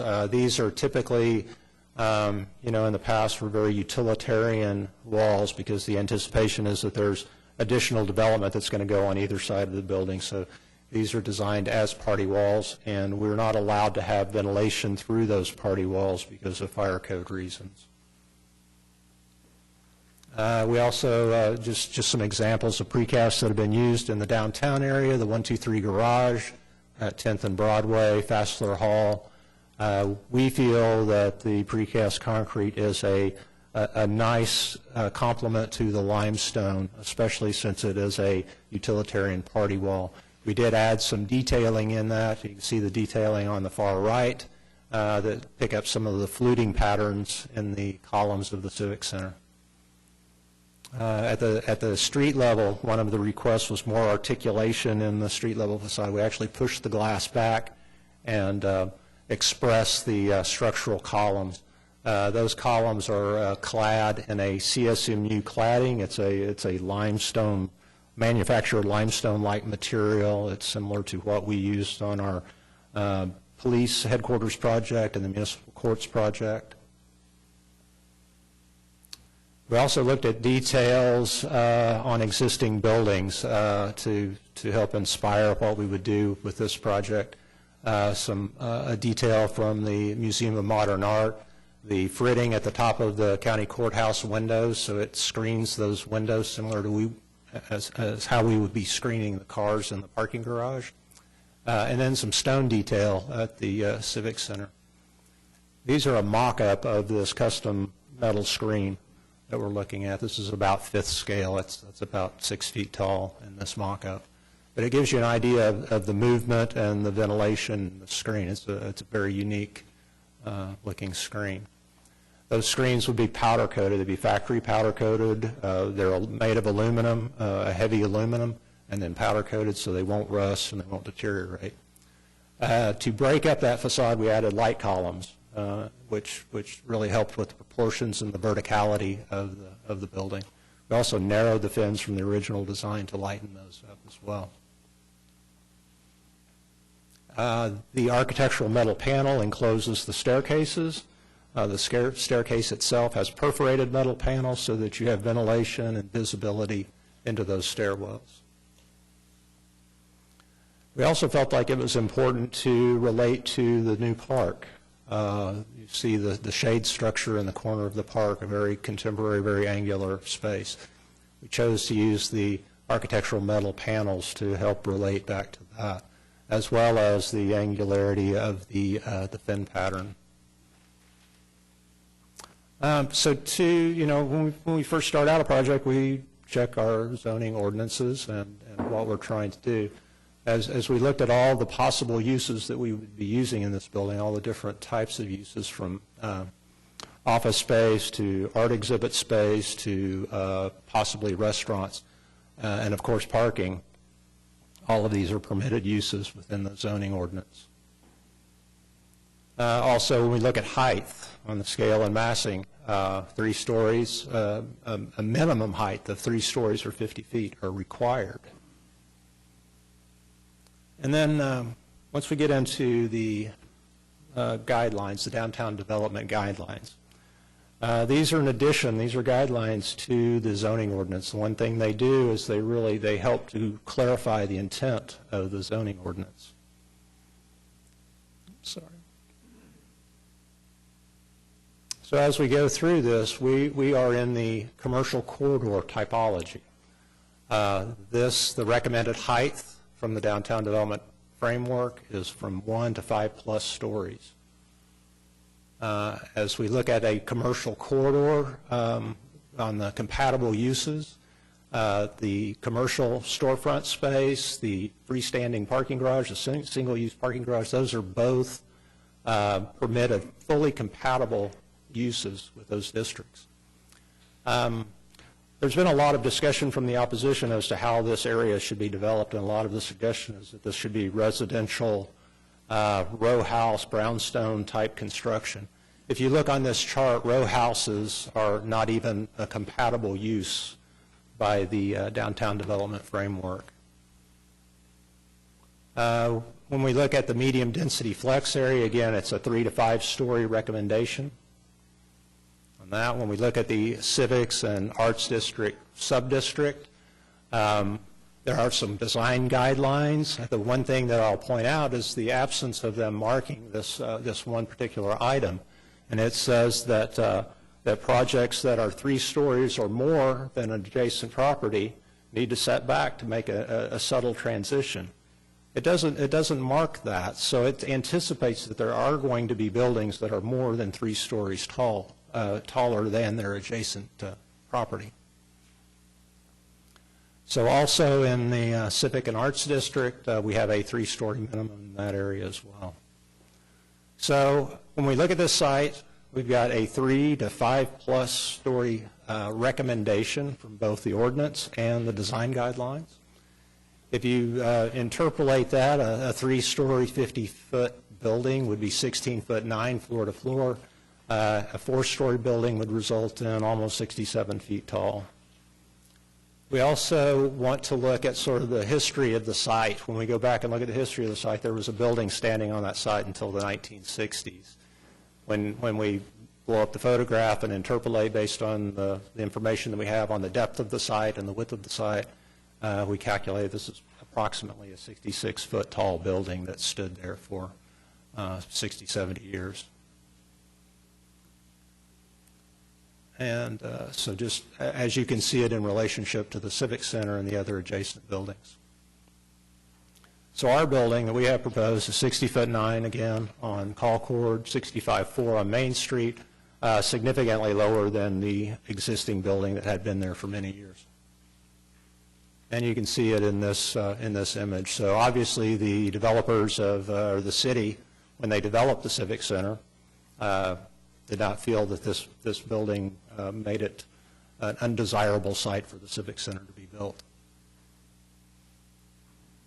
One of the other things that's discussed quite a bit are the difference in height between the buildings, so some variety in height. You can see in this photograph of Main Street from the 1960s how much differential height we had between the buildings, and that really added to the vibrancy of Main Street and really adds to the character of Main Street as well. And we look at the adjacent building, the 529 building. So it's a 15-foot tall, one-story building. It sits back 20 feet from the property line, which is 10 feet more than allowable by code if it was to be developed today.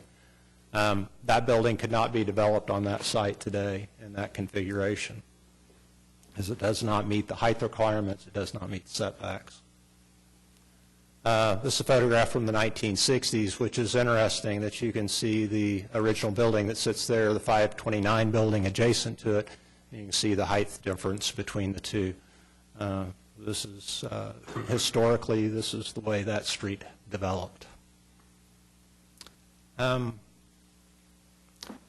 the things I want to say about the 601 project, it does activate the street level with commercial space adjacent to the park. It's a contemporary design that we feel reflects the historic qualities of the adjacent buildings in a modern way and also relates to the park.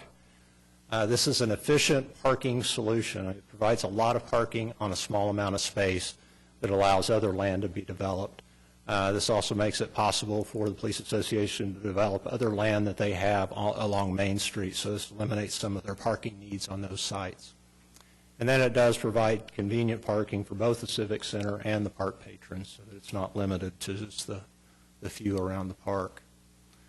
So that was our presentation. We were denied based on the fact that the committee, the DDRC, felt like we were not in conformance with the ordinance. They also felt like we were not in conformance with the downtown development framework based on scale and massing and being out of context. And then two comments about not respecting the Bicentennial Park and not respecting the Civic Center. We're unclear as to what those meant. Those seem very vague comments.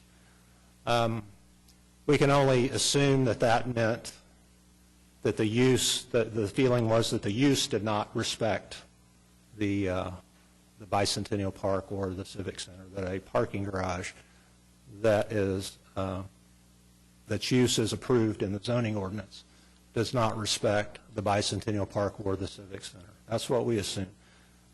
This should not be a use issue. That's not in the purview of the DDRC. So the reasons we feel like for overturning the DDRC denial is we meet all of the requirements of the ordinance as well as the downtown development guidelines. We've responded to the aesthetic concerns that were expressed in the August 17th meeting. During the deliberation of DDRC, most of the discussion had to do with land use. It didn't have anything to do with design issues. Very few design issues came up. If we were to limit this project based on height, or if we were to limit the height on this site, we need to limit the height on the site of all of the adjacent properties to the park. This would result in a rezoning of that area by DDRC. DDRC cannot rezone an area. So I think the main issue here is, so what is allowed by right in the ordinance and the guidelines? And with that, I'll let Kent speak.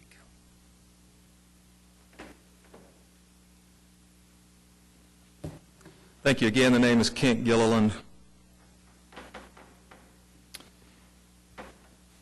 Like Scott mentioned, this application first came before the DDRC in August of 2017, and the staff made some various recommendations and addressed various things that we had in the design, and we addressed all those. Submitted it to the DDRC. There was some discussion. They asked us if we would be willing to continue it, to have discussions with other parties. We agreed to continue it. We came back on the 17th, and our application for this project was denied. Like Scott said, it was denied based on the fact that it didn't conform to the Downtown Design District Ordinance and Guidelines, that the scale and massing were out of context with the Downtown Design Framework, and that it didn't respect Bicentennial Park and the Civic Center. We can easily address and objectively address the issue of whether or not we comply with the ordinance and the guidelines, and we affirmatively think we do. We can easily address the scaling and massing issue, and we think we're fully in compliance with the vision of the framework with respect to scaling and massing. The two that are somewhat vague and I think somewhat arbitrary in the way that they were written are respecting Bicentennial Park and the Civic Center. We've taken that to mean that the particular use the DDRC didn't like based on its proximity to the park and to the Civic Center. So we're going to address that issue as one of use, and that issue is going to come up again in the next case. So first I want to look at the staff recommendation. The staff recommendation, when we went to the DDRC in September, actually recommended approval of our application based on the fact that we did satisfy the design ordinance and the design guidelines, yet the DDRC denied it. And I want to look at the table 7200.1 of the zoning code that provides that the parking garage at this location is a conforming permitted use. No way around what the zoning ordinance says. It's a conforming permitted use, parking garage. The street activation of the commercial space on the first floor is a conforming permitted use of the parking garage. We think the Oklahoma City planning staff acknowledged that. We also think municipal councilor's office has acknowledged that. Since that hearing, and in connection with the next hearing, municipal councilor issued an advisory memo to the DDRC that they provided us with a copy.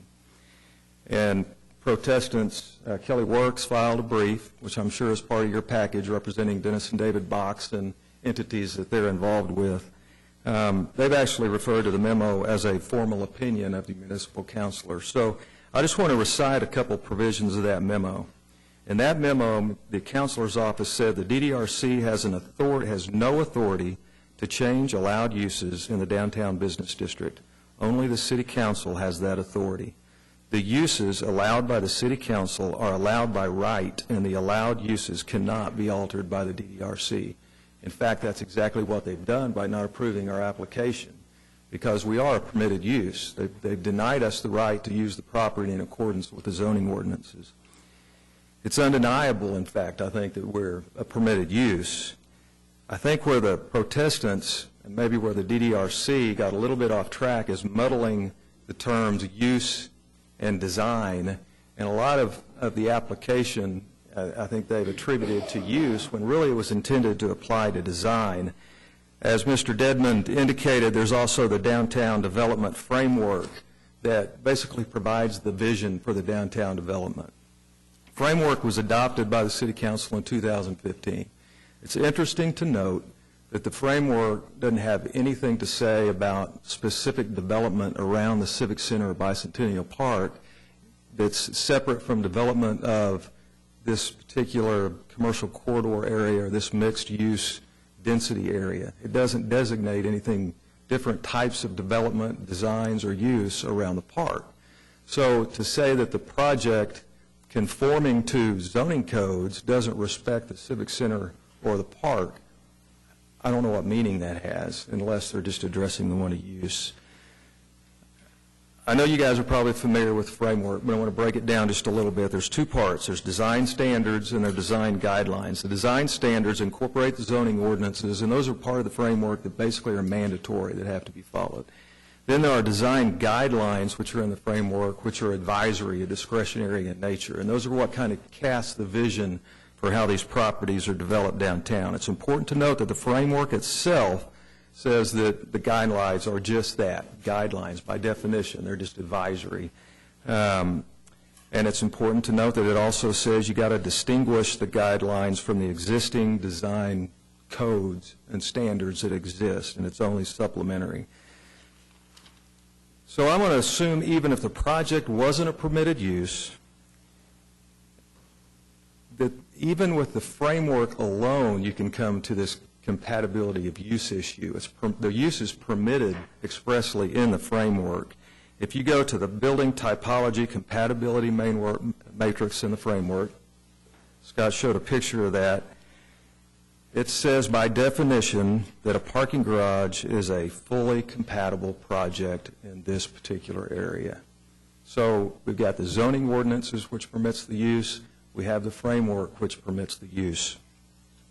I think this is the very type of project that was actually envisioned by the development framework. If you go to the examples of project in the commercial corridor, like Scott showed pictures of, there are actually parking garages with street activation that's retail or commercial. I think this is exactly what the designers of the framework had in mind. I think if the city council, when they adopted the framework, had intended something different for the properties that face Bicentennial Park of the Civic Center, they would have provided for that, but they didn't. I think the DDRC has also acknowledged the appropriateness of this type of project because it supported the Arts District parking garage. The foundation for approval of that parking garage was exactly the same as this one. They're both in the downtown business district. They both have parking garages as a permitted use. They're both permitted by the framework, the zoning ordinances. They're both next to historic buildings. They're both next to parks, yet the DDRC approved that particular project. Scott mentioned, and I mentioned earlier, that there's a certain right inherent. Once the zoning ordinances approve your use, you have a certain right to use the property in that particular way.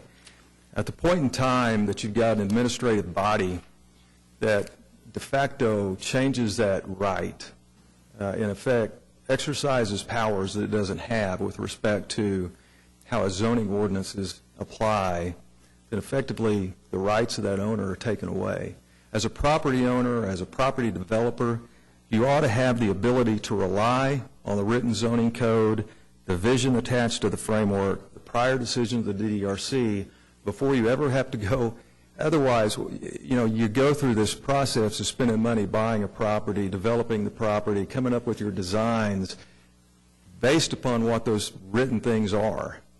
And then when you show up and you get a decision that's outside the scope of what the written rule is, it's basically a change of the zoning law, which deprives us of a property right.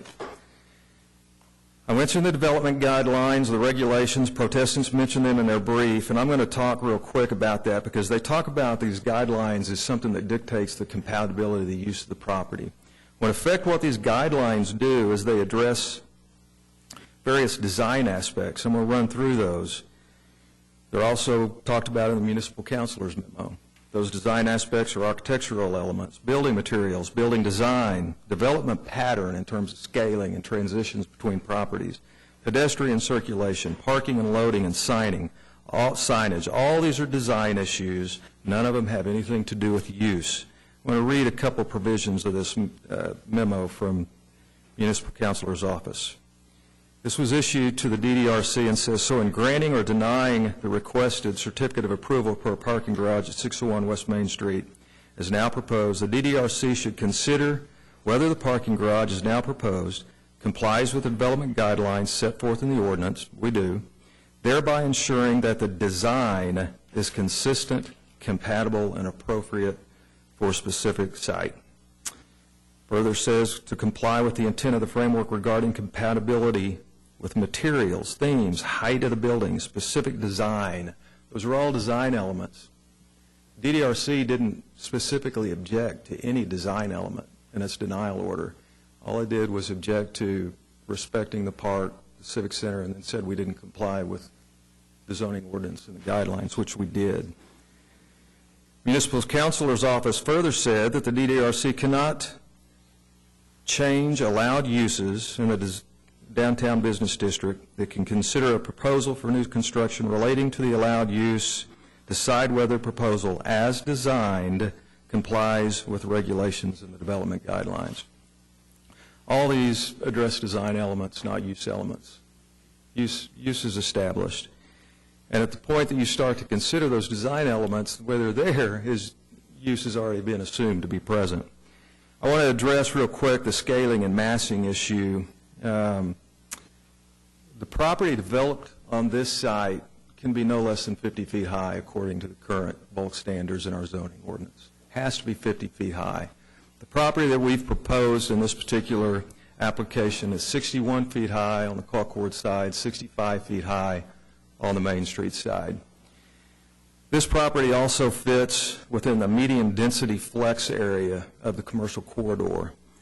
The framework provides that buildings developed in this area have to be between, or should be between 3 stories and 5 stories. If you use the 16.67 feet that's dictated in the zoning ordinances as sort of what 1 story equals, then what they're doing is anticipating a building being there that's somewhere between 50 feet and 80 feet. And there's no real restriction on the height, but that's sort of the target, 50 feet to 80 feet. We fall squarely within that. The highest point, we're at 65 feet. The lowest point, we're just 10 feet over the minimum. I think where protestants go, and where the DDRC sort of discussed on the scaling and massing issue, is comparing it to the adjacent property, this Grace Cleaners property that's 1 story. And Mr. Dedman mentioned it, and I think it's important to note that that building is not built in accordance with the current zoning ordinance and framework. Couldn't be built today. It exists today, couldn't be built today. The framework addresses future development, projects that go forward in the future. So it seems antithetical. This is the first new property really built in this area. To gauge the height of this building based on an existing 1-story building that doesn't comply, it seems like when you start to address scaling and massing of the projects developed, you would start at 50 feet, because every new property built in this area has to be 50 feet high. So it seems to me that it would be logical that 50 feet is the spot that you would start to discuss scaling and massing. And I think where we lost track earlier was that there was this comparison to the 1-story building next door, but it would look awkward. But we're talking about moving into the future and what the framework requires for future development, not what's there now. The framework itself at Section 4.2 that's referenced in the denial order says that its primary focus is more closely tying design guidelines to development typologies, like this one, like this mixed-use, mixed-density typology, of where it's supposed to be 3 to 5 stories high. It would be ironic to me to disallow a property that would comply with the zoning requirements, would comply with the height requirements, yet deny it because of a 1-story building that doesn't comply. It seems wrong to me. Protestants are going to make their own case, and they're going to, in the DDRC, there were several witnesses that they had come up that talked about, mostly about the use of the property. And you're going to hear about how the property should be used as housing, or it should be used as apartments or something like that. The fact is, Oklahoma City Police Association is the party that owns the property. They're entitled to build on the property in accordance with the existing zoning ordinances. They don't have a project in place for housing. They're not in the business of building housing. They need a parking garage so that they can park their own employees, and policemen can park in this garage. This isn't a commercial development for them. It's not a housing development. I can't deny that a housing development, there are certain ones that they propose that wouldn't comply with the zoning ordinances. They'd have to seek variances for that. Some that they propose, if you have a multifamily property there, might fit, might be nice. That's not what's being proposed. And what is being proposed is a project that complies with the current zoning ordinances, and that's the one that we want to build. In conclusion, I just want to state a couple things. And one is that we think that the decision of the DDRC really resulted in a change of the zoning ordinance is what it was. We think we've established that the zoning ordinances expressly permit our use. We think we've established that the development framework expressly envisioned this type of project as a mixed-use parking garage in this particular location. And basically, to deny our application was a change in the zoning ordinances, because that's a property right we have. To deny us that property right denies us the due process, deprives us of our lawful use of the property, because it is a lawful use of the property.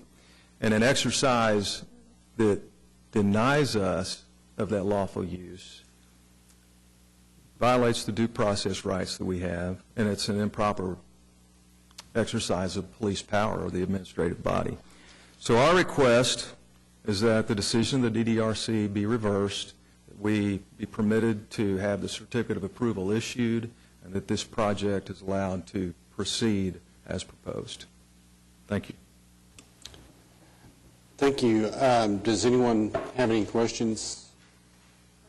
One, could you discuss the building materials issue regarding precast concrete? Let Mr. Dedman address that. And the aluminum, that's not always permissible in this area, is that correct? Aluminum siding is not permissible. I mean, I have samples. What about precast concrete? Precast concrete is not excluded as a permissible material. It has to be approved. What we're proposing is a precast that it has a light sandblast on it that helps create a more consistent finish to it. So it's not automatically allowable. It does require an approval to look at the materials. It would require DDRC approval. That was not one of the things we were denied for. I'm just asking the question. On the cladding, isn't aluminum not acceptable? Aluminum siding is not acceptable. This is a itself. heavy-gauged aluminum plate, folded plate with a powder-coated finish on it, so it's an electrostatic paint finish. Any other questions? A couple of questions for Mr. Gilliland, if you could. I certainly appreciate all of your concerns, and then I had a couple of questions about some other ones just to clarify. It seemed like some of the briefing, there was some conflating between what is mandatory and what's discretionary as far as the design review committee. Specifically, I think to narrow down the issues, we can say the code, clearly, there's no discretion there. You have to comply with the code unless you get some type of variance. Correct. With regard to the framework, what is your view about the discretion of the Downtown Design Review Committee? With regard to compatibility in particular, but in general. I think there's two things. I think there's compatibility of design with the surrounding elements, and I think there's compatibility of use. And the board I think does have use discretion is for both of determined those. by the zoning ordinance. The thing is, the DDRC didn't address design issues, which I think is really what the framework more addresses. It does address the scaling and massing and the height, and the zoning ordinance itself has a minimum height of 50 feet. The zoning ordinance just puts in a sort of a target height of 50 to 80 feet as, I think, advisory in nature. There's no height limitation, and I think that height is sort of advisory in nature. Can't be below 50 feet, and that's the minimum standard that was set in the framework also. And then I think the DDRC is a group that once use is established, I don't think the DDRC, if the use is established, can deny a project unless it specifically addresses certain design elements. And we weren't denied based on design elements. We were denied based on the fact that we didn't meet the zoning ordinance, and I think we did, the zoning guidelines, which I think we did in terms of height, and then the two issues, the scaling and massing, which we've addressed, is what we think the zoning ordinance requires, which is a minimum of 50 feet, and then what the framework, which is advisory, permits or sort of wants you to do, that 50 to 80 feet. And then with respect to the does not respect Civic Center or Bicentennial Park, they didn't raise any design elements that didn't respect. So to me, if we don't have something there that we can appeal, I think it's basically just an arbitrary statement on their part. If it addresses use, that's covered. Sure. Governed by the code, correct? Correct. And then I just see it as kind of two necessary conditions that have to be met. You have to comply with the code, and then you have to convince the board that it's a compatible use with, I guess, the backdrop of the framework. as a guide. And so I think that's the secondary necessary condition that wasn't met here is the board said this isn't a compatible use given the context of the Civic Center and these historic government buildings. So when you look at the framework and it outlines, there's a table of what is already deemed to be fully compatible projects.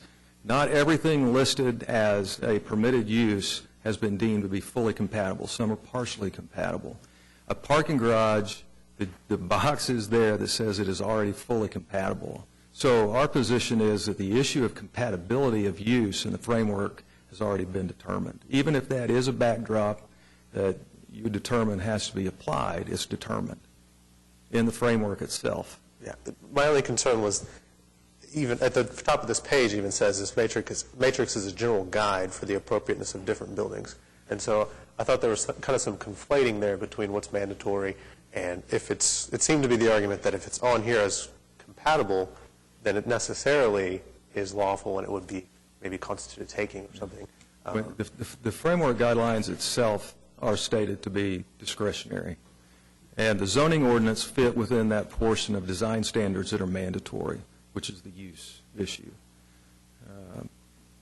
I don't see how you can have a discretionary provision override something that has already been provided as a permitted use. You've already got the property right in that.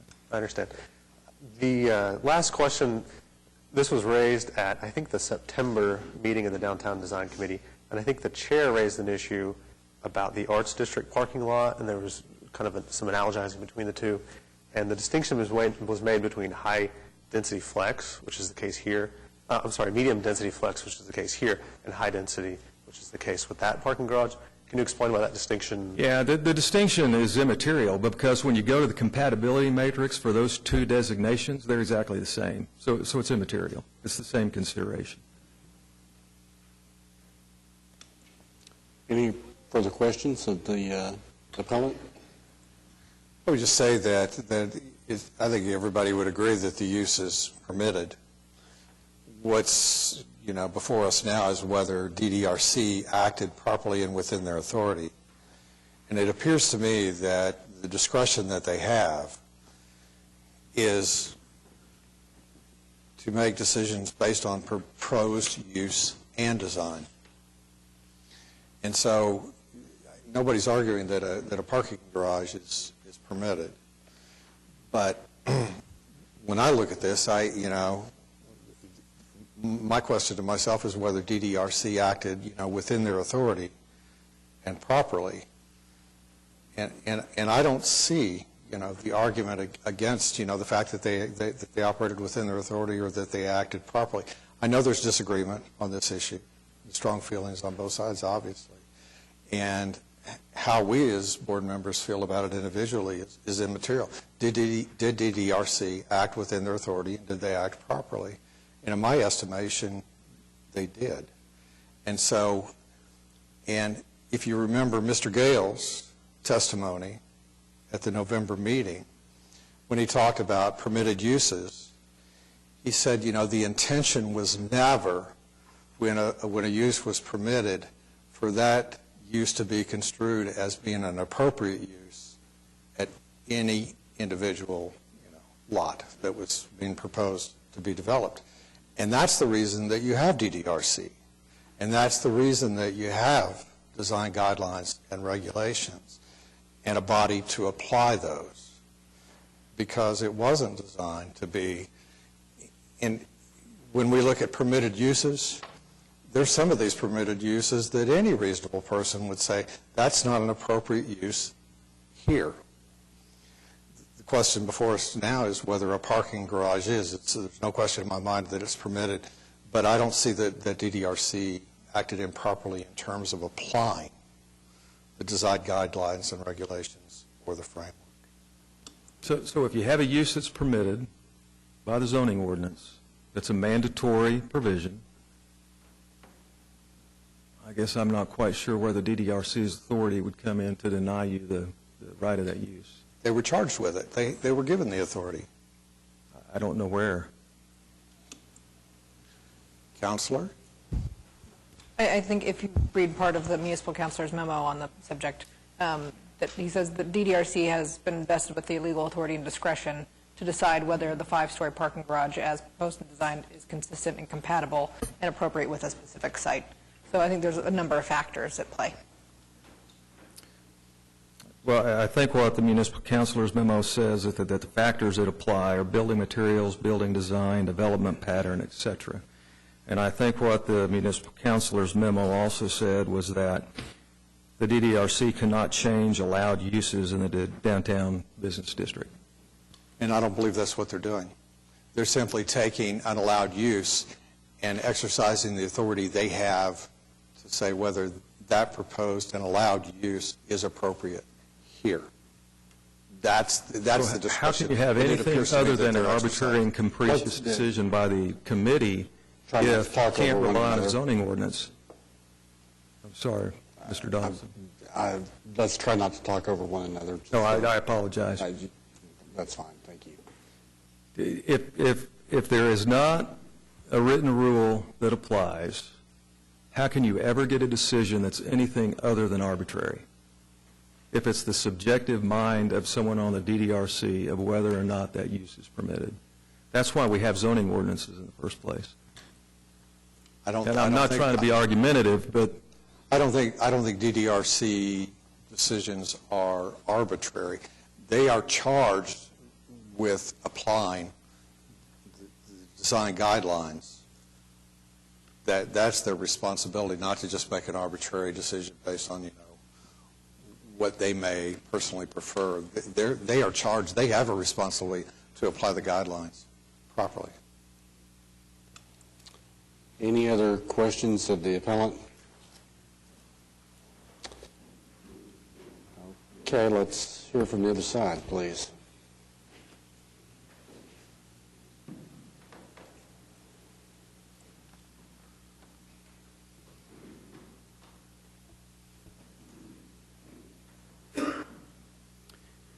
Mr. Chairman and members of the board, my name is Kelly Work, and I am, my address is 105 North Hudson, Suite 304, Oklahoma City, and I am appearing before you today in this matter as attorney for Dennis and David Box and their property companies that own property that is near and around the 601 West Main Street property that is the subject of this proposed multi-story parking garage appeal. In Mr. Dedman's comments at the beginning of his presentation, he put an exhibit up on the screen that showed that listed the parking garage as a 5-story parking garage, but the original application that was submitted, it was characterized by Mr. Dedman and ADG as a 6-story parking garage, and that's how the staff characterized it. So that we believe that is what is before the board at this time. There's a second case which will follow this one where there was a reduction from 6 stories to 5 stories, but just so there's not confusion about that, this particular application is for a 6-story parking garage as characterized by the applicant and as also classified by the staff. I did want to just bring So with respect to this appeal, you think that is the sole issue, is that correct? No, sir. I just wanted to get that clarification made so there wasn't confusion about which case we were referring to. This case was the earlier first case that was brought. It was presented to the DDRC as a 6-story parking garage. That's how it was characterized when it was submitted to the staff. That's how the staff characterized it in their report to the DDRC. It was represented here at the beginning of Mr. Dedman's presentation that it was a 5-story garage. That may have been a mistake, but I just wanted to make sure there wasn't confusion about that. This particular application, as we understand it, is for a 6-story parking garage at this location at 601 West Main Street.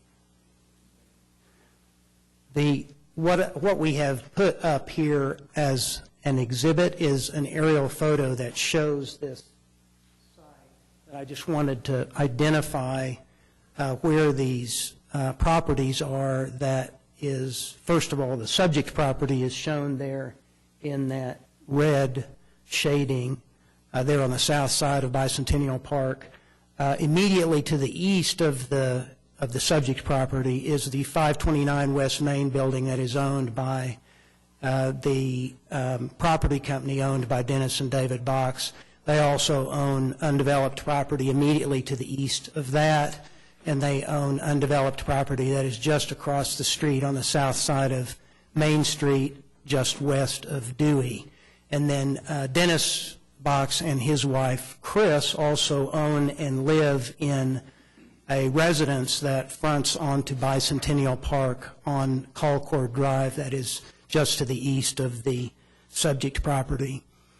And we are here in opposition to this application for a certificate of approval to construct a multi-story parking garage at this location. And as you all are aware, this comes to you as an appeal from the denial by the Downtown Design Review Committee of this application. The DDRC made the determination that the application was not in conformance with the provisions of the Downtown Design District Ordinance, and that it was not consistent, compatible, and not appropriate to this specific site. That decision was appropriate and should be affirmed in our view. Contrary to the contention that is being asserted by the applicant, a multi-story parking garage is not permitted by right at this site. The system of review by the Downtown Design Review Committee is that for any new development downtown, whether public or private, there is a requirement that a certificate of approval be obtained from the Downtown Design Review Committee, and that's what was done in this case. What I handed out to you and we had previously attached to our brief is a copy of the opinion that was issued over the course of these applications by Ken Jordan, Municipal Counselor for the city, and Assistant Municipal Counselor Susan Randall. And we've highlighted the key language in that opinion where the Municipal Counselor's Office confirms that the DDRC, and by extension this Board of Adjustment on appeal, has the legal authority and discretion under the DBD development guidelines to decide whether the multi-story parking garage as proposed and designed is consistent and compatible with and appropriate to the specific site. It is very much addressed to site-specific review under the Downtown Design District ordinances. One of the purposes that is spelled out under the ordinance that creates the Downtown Design District process is, and I quote, to ensure that a proposed use is compatible with the commercial, cultural, historic, and governmental significance of the downtown district. That's Section 7200.1A2 of Oklahoma City's zoning code. And according to the municipal counselor's opinion, the DDRC is to consider, with respect to this particular proposed parking garage application, whether or not it complies, first of all, with the development guidelines that are set out in the ordinance.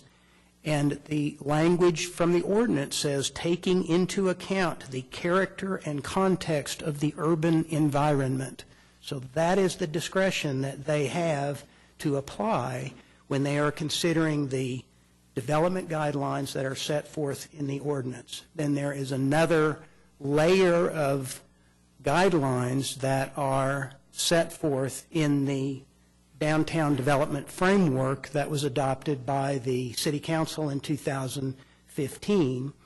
And in that development framework, then the DDRC is again to consider the compatibility of the proposed design, that is, the building as presented and designed, whether it is compatible, considering things like materials, themes, height of the building, for the specific district. This particular area is classified as the civic/arts district that the property is located in. So those two areas are where the DDRC and, on appeal, this board are given the discretion to decide whether or not a particular application is compatible, consistent, and appropriate for the specific site.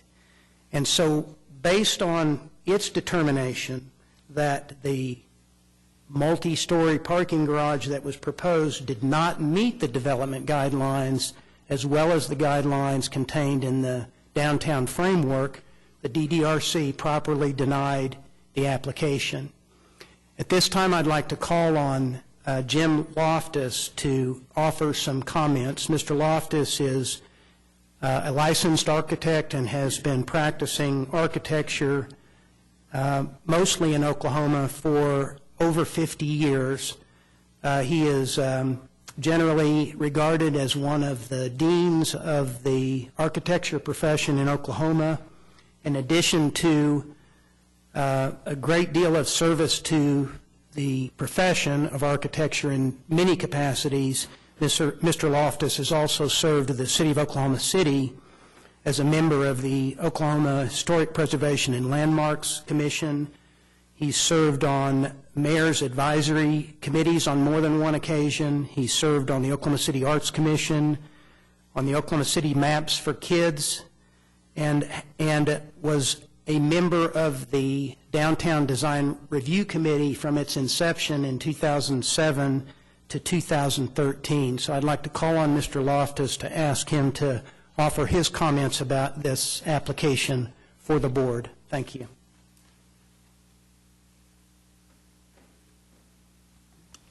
So give your name and address, and we would request that you limit your comments as specifically to this appeal as you can,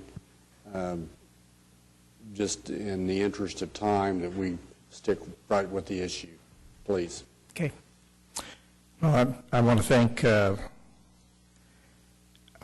you for the opportunity to be here today. I'm James Loftus. I live at 1806 Huntington Avenue, and I want to wish everybody a good afternoon, Chairman and board members. I'm speaking to you today in opposition to the proposal by the Police Association to build a 5-story parking garage to house 207 automobiles.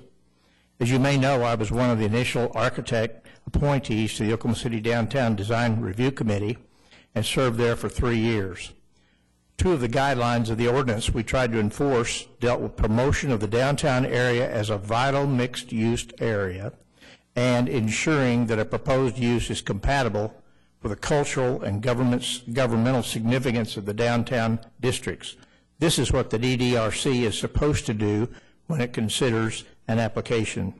The DDRC has twice voted against the proposal before you today, and it is my belief that their rulings were based on enforcement of the 2 provisions I have referenced.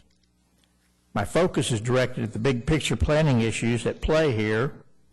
This proposal is neither the best option for the Police Association nor for the citizens of Oklahoma City.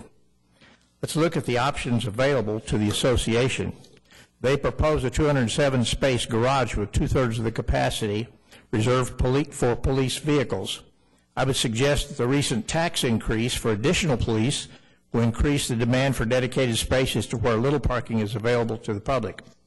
The proposed location, some 2 blocks east of the new police station, is not nearly as convenient as land they own today, which is contiguous. These matters are already in the record, and so we'd ask for you to confine your comments to additional information that you want to bring out, but these matters are already in the record.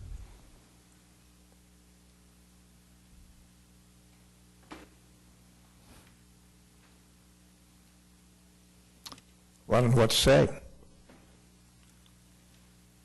I did have one question for you while you're here. We have reviewed your comments from the prior proceedings, and there's been some discussion about a better use of this particular piece of property, and in particular the use, and feel free to join, but in particular a better use perhaps being residential.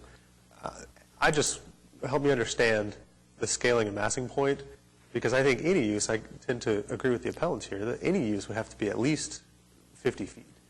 And so the scaling and massing issue, I'm not sure that I fully comprehend those objections, because I think even if the prospective use that some people would like as residential were to obtain, it'd be at least 50 feet. And so if you could, I think that was one of your comments from an earlier proceeding, was that a better use would perhaps be residential or something. Well, I think the way we see it, the location of the garage is right in the middle of three undeveloped pieces of ground, and the garage would be in the middle of it, so it would more or less prevent a nice development of a long development, and we feel like that it should be housing, because we feel like the citizens of Oklahoma City have invested over $50 million in the Civic Center and $5 million in the park, and they didn't make those investments so that cars could see the park. It's people that should be seeing the park. The people would bring a neighborhood ambiance to the situation and allow for the park to be used in a better fashion. Sure. And we've invested an awful lot of money to see that kind of thing happen. Sure, and I understand and appreciate that objection, but it doesn't seem like it touches on the scaling and massing point, because even if that happened, it would be at least 50 feet. And so if that, I'm trying to get around the scaling and massing point as a kind of a non-issue, because any potential use would have to be at least similar to what the applicant here is requesting. So the objection here is not actually scaling using. Is that accurate? Well, my perspective, I think it's a use issue. I just don't think that a parking garage at the end of the entry drive to the Civic Center, which we put in $43 million, and now we've voted some more money to be put into it, is the way the citizens expected this thing to be developed. Understood. And so we think there's a much better opportunity for this ground, and we also think that if they're trying to provide parking for the police, they have property right across the street from the police department. Now, why they want to do it down here is kind of difficult for us to understand. Any other questions? Thank you very much for your comments, sir. Mr. Chairman, just for clarification purposes, we want to make sure that we're respectful of the board's time, but we do have 3 more witnesses that we've asked to be here today, and they did each give testimony to the DDRC. And at the hearing before the DDRC, both Mr. Dedman and Mr. Gilliland spoke and made their full presentations. And I guess all we would ask is that we be given the opportunity to make our full presentation as well. Much of what Mr. Dedman said today we had heard previously, and much of what Mr. Gilliland said today we had heard previously. And we certainly want everyone to have the opportunity to be heard, and that's the reason that we're here. I was attempting to allow the first 2 presenters, if you will, the appellant and appellee, to kind of make their case. But everyone up here has received this packet. It's been downloaded on all of our computers, and we've seen all of it. And we would just ask that instead of repeating everything that was said at the earlier hearing, if for the lawyers in the room, give us the annotated version. Yes, I understand, and we'll make every effort to comply with that request in the interest of the board's time and everyone's time. One thing I would like to clarify and correct is that Mr. Gilliland has said on more than one occasion today that the minimum height required under the ordinance is 50 feet, and that is not a correct statement. What the ordinance actually states is that there is a minimum height for this area of 50 feet or 3 stories. And Mr. Dedman did correctly reference that. But it's certainly possible to build a 3-story building that is less than 50 feet in height. So I just wanted to get that clarification. Let me just call on, to make some brief remarks, Richard McCown, who is also present here today. And Mr. McCown brings a unique perspective to this particular issue because he is someone that has been involved with. He can introduce himself. I mean, we don't have to go back through that. So Okay. if he can introduce himself, and we've seen the earlier items. All right. I'll call on Mr. McCown at this Thank you time. very Thank you, much. Mr. Chairman. Thank you. Richard McCowan, 30 Northeast 2nd Street. I will be as brief as I can. As Kelly started to explain, I've developed several hundred residential units now in downtown Oklahoma City, and what I would like to say about the site is that it is an exquisite site for residential use in its context with the park. The other thing I would like to share with you is that in analysis after analysis of across the country, there are urban parks that work and urban parks that don't. The parks that work are the ones that have people living around them, that take ownership of the park and make the park active from early in the morning until late in the evening. And they become neighborhood and community parks, and that's why they work. And that might go to the scaling and massing question. When we this image up on the screen, windows are essentially eyes on the street, and in this case, eyes on the park. And those windows that a residential structure has imply that someone's there all the time. And at night, a noise is heard, a scream, whatever. You feel safe in the park because that scale and massing comes down to the window scale, and that it's like a frame around a human being. And that's where it's not the big scaling and massing, it's the scaling and massing all the way down to the level of that detail of what the residential component brings to the park. Thank you. Thank you very much. Any questions?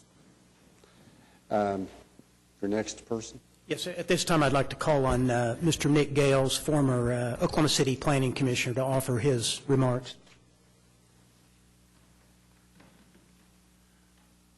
Good afternoon. My name is Nick Gales. I live at 12504 Kingsbrook Road here in Oklahoma City. And I did speak before the Design Review Committee. Some of this may be a tad bit repetitious, but it really goes to these two applications. I want to talk about these guidelines and how we got here and what they're meant to be. I've given you a handout that has looks like this. It has both resolutions, one from the Planning Commission, one from the City Council adopting these guidelines. If you'll look at the first one, you'll notice the first paragraph, some of the large stakeholders involved that really worked hard on this. This was a protracted deal. It took over 2.5 years. We finally got it together, adopted it, the council adopted it. These guidelines are here for a reason. The applicant comes before us with a very simple argument. The zoning code says I can have a parking garage and it ought to be 50 feet tall. If this was a simple, straight zoning case, that might be true. Still would have an element of appropriateness in it. Now, the revised case, which is the next case to be heard, and my comments go to both, so I'm just going to point out they've lowered the height and put some lipstick on the 5-story deal, but my comments go to the same, so I'm hopefully won't have to repeat this, their position would be correct. Except we saw this coming. We knew that downtown's sensitive. That's why we created all the districts. That's why this particular district, if you look closely at those guidelines, says the height should be 3 to 5 stories on new construction, whereas most other ones have a 3 to 6 or higher. We were very sensitive to all this when we were adopting them. And we did adopt these regs. What happened when we adopted the guidelines? What happens is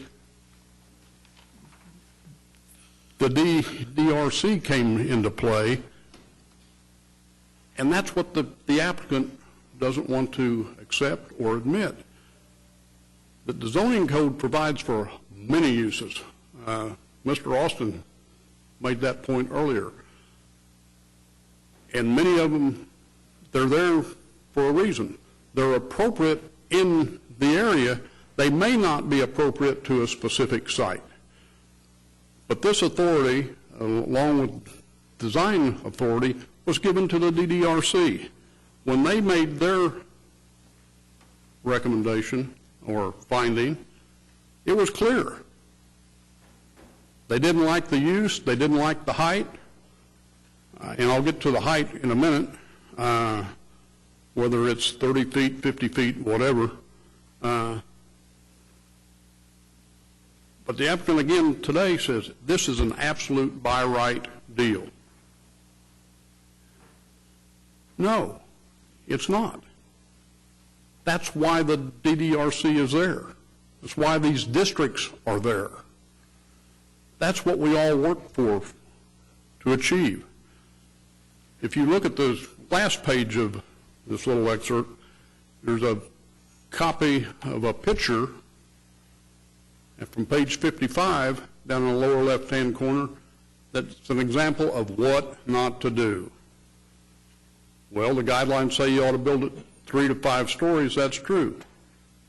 But it also is very clear by that example, you're not supposed to make it look like this. Well, you have a 1-story building on the east, and you've got a 2-story building to the west of this site. It would appear to me that that's an example of why we put that picture in the guidelines. Now, just because they come back on, this is on the height issue, they come back with the next application and say, hey, it's 5 stories, therefore it meets the guidelines, you have to give it to me by right. That's not correct. The DDRC did its job. Now I urge you to protect the efforts of everyone, the stakeholders and everybody else that went into this, to develop these guidelines and establish them and support the DDRC's findings by upholding it. I'll answer any questions if you have them. Thank you, sir. Any questions? I did have one question that I think you might be able to answer, especially since you provided the exhibit here, the framework.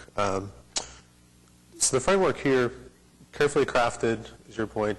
They're very sensitive with how these things were drafted. I know what appellant will say here. Why then in the commercial corridor is a parking garage a compatible use? Well, was this, maybe my more fundamental question here is, was this an oversight with regard to Bicentennial Park? No, I don't think it's an oversight.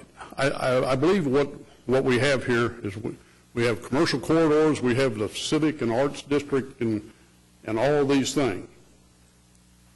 And no one wanted to say that nowhere in these districts could you have a parking garage.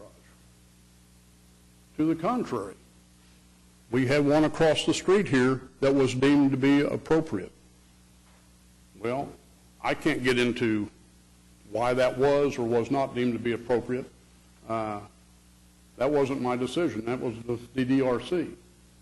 My guess is, if I had to guess, it would be because it's sandwiched in between things that are somewhat compatible, and is overlooking City Hall rather than a park.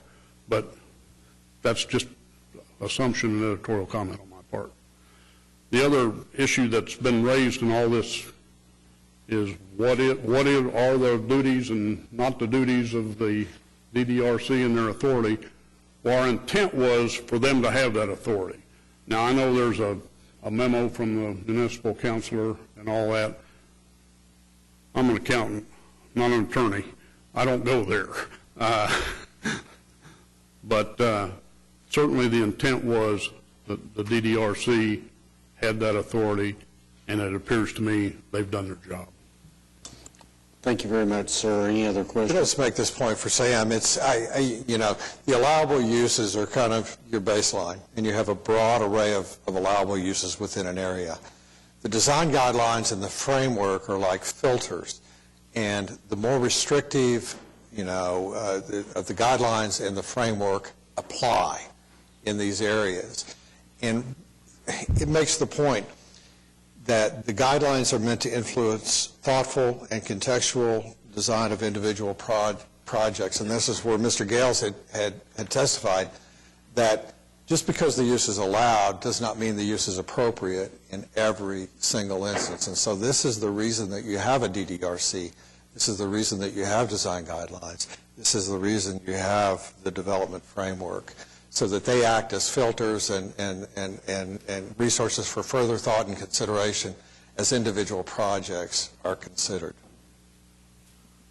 I just kind of recognized a bit of tension there between how carefully crafted these are, and if this was a kind of a conscious thought here to include parking garages in this area, there's kind of some tension there between whether you allow more discretion of the board or of the committee, or you don't, because it's already been decided and carefully crafted. So that's kind of the tension that I see. Well, let me say one more thing about carefully crafting. We worked on those with all the stakeholder bodies for over 2 years. Obviously, everybody at the table doesn't see everything the same way. So in the development of the guidelines, there's a lot of push and shove and compromise. That was done in this. It was a collaborative effort. And they are guidelines. They are not absolute, thou shalt do this or thou shalt not do that. They're guidelines and they're crafted as guidelines.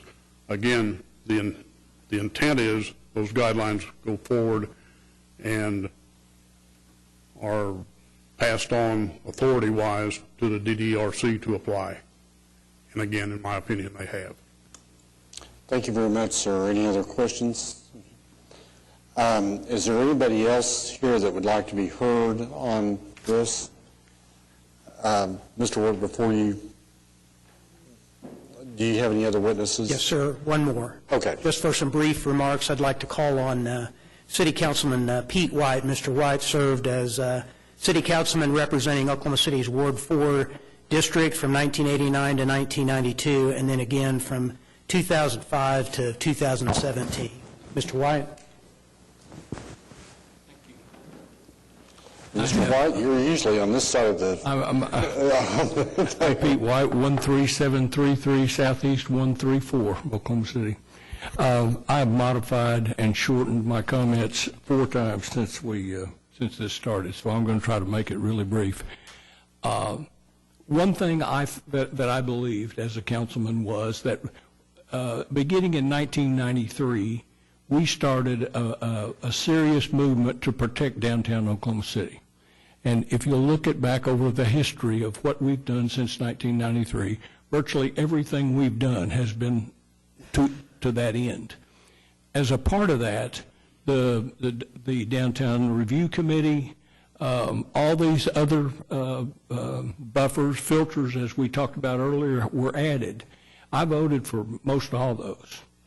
And my view on how they were to work was exactly what Board Member Austin said. We never intended them to be the know-all, end-all. We intended to be the filters that worked to make sure that things were appropriate, that things were done well. And I don't know how there was a question about whether or not it was an oversight. I don't believe it could have been an oversight. I don't see how you could do it in a way that tightened the restrictions much more without being arbitrary. It just left it up to people that are professional in the business, and I think that was the point of it. I think the whole purpose of the Civic Center Park was to make it an active park, and it's never quite got to where it needs to be an active park. But if we permit this project to go forward, you close off, I believe, the last remaining opportunity to make it an active park. By an active park, I mean it's a people place. It's a place where people would come, spend a little time, and I think, except for the fact that we've returned the Arts Festival to it, it has a difficult time being an active park. And I just think that to approve this application would really cut off its last opportunity to be active. I appreciate your comments, Mr. Austin, because that's it. I believe you hit the nail right on the head with regard to the way we as council members felt during that period. So, thank you, Councilman. Are there any questions of Councilman White? Thank you very much. Thank you. Mr. Chairman, just a couple of more brief comments, if I could, and then I know there are other persons who are wanting to speak on this application as well. The two more points that I wanted to emphasize is that the downtown development framework that is to be considered and applied by the DDRC and by this board on appeal, one of the guiding principles of the framework is return on investment, and it is a recognition that the public has made a significant investments in the park, in the Civic Center, in City Hall, and what the framework encourages is development surrounding the park that will result in increased activity and use of the park. And it's our view that as you've heard, that a multi-story parking garage at this site with its principal purpose to store cars will not increase use and activity of the park, and it will not, therefore, provide the kind of return on investment that the guidelines are encouraging. And then the second point I would make about the framework is that another of its guiding principles, as it characterizes them, is to encourage context-sensitive development. So although the zoning ordinance may have a parking garage as a permitted use in the commercial corridor in the downtown business district, the DDRC is charged with using the discretion that the ordinance grants it to make the determination that is context sensitive and considering whether or not this proposed multi-story parking garage is appropriate as designed for this specific site. That's what they had the discretion to decide, and they decided that it was not appropriate, that it was not consistent and compatible, and they denied it. And we would ask you to affirm that decision. I'd be happy to answer any questions that you may have. Any questions, Mr. Work? Anybody else that would like to be heard on this? Good afternoon, members of the board. My name is Eric Groves. I'm an attorney, and I'm here today representing my client, John Michael Williams. John is the president of the Williams Box Firm, which has property on the park. I'm going to try to be very brief, and then I'm going to introduce John, who will explain to you why he has so vigorously protested this application. Just one or two things. I think the board understands the system that was constructed here. It's a very finely tuned zoning system, and it was summarized, I think, very nicely by Kenny Jordan and Susan Randall in their memo. And I just want to read one portion of this to be sure that we're all on the same page. Here's what they said. The DDRC has been vested with the legal authority and discretion under the DBD development guidelines to decide whether the 5-story parking garage, same applies to the 6-story, as now proposed and designed, is consistent and compatible with and appropriate to the specific site. The DDRC decided that this use was not appropriate to Bicentennial Park. It's interesting to observe that when this system was constructed by folks like Pete White and Nick Gales, they decided that most of the members of the DDRC should be architects. And so the test here, I think, is did that group abuse their discretion? When you review this, did they abuse their discretion in deciding that this application was inappropriate? And I think not. If they had a rational basis for the decision, there could be no abuse of discretion. You may wish to give great weight to their thinking on this because they are folks with a specialized area of knowledge, and they found this to be incompatible. I'd now like to introduce John Williams, who will explain why he has retained me and why he disapproves of this application. John? Thank you, Mr. Chairman. I'll talk for 120 seconds, and when the time's up, it's fine to tell me to quit, and I'll sit down. Since 1973, except for 4 years, I've officed on this park.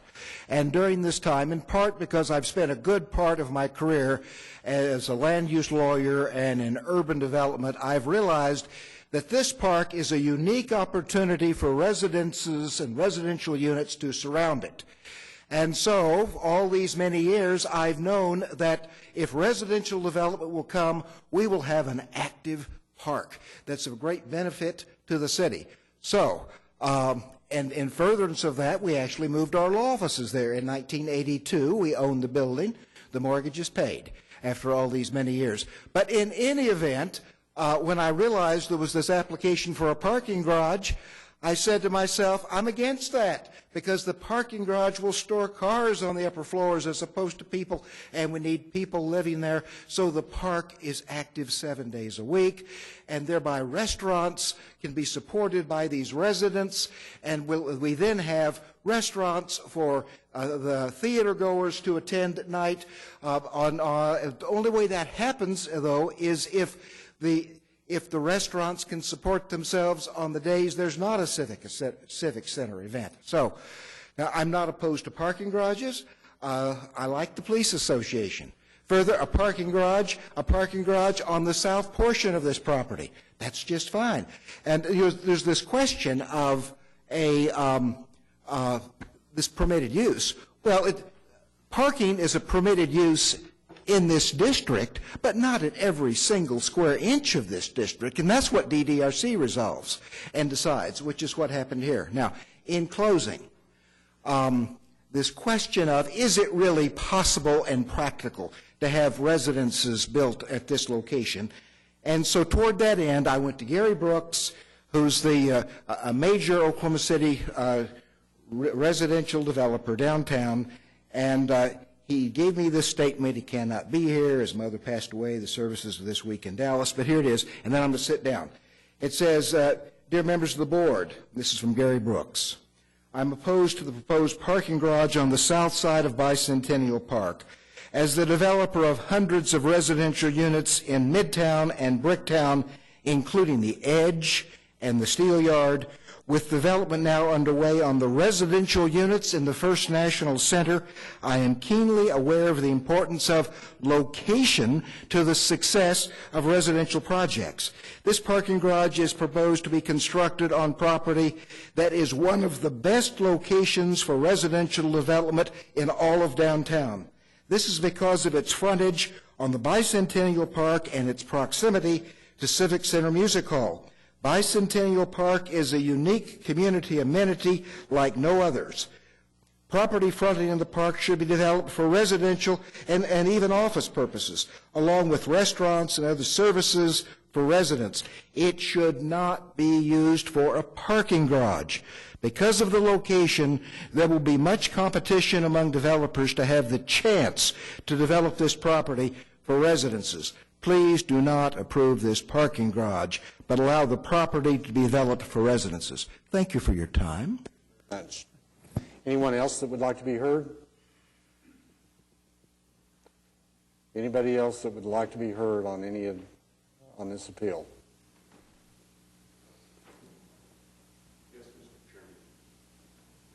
My name is, my name is Brian Griffin. I'm an attorney, along with my brother John Griffin, also an attorney at Crow and Dunlevy. We're the owners of the property immediately adjoining the subject property, but to the west. So as Jim Loftus mentioned in his presentation, this parking garage sits right in the middle of undeveloped land to the east that Mr. Box owns and his son, and our property to the west.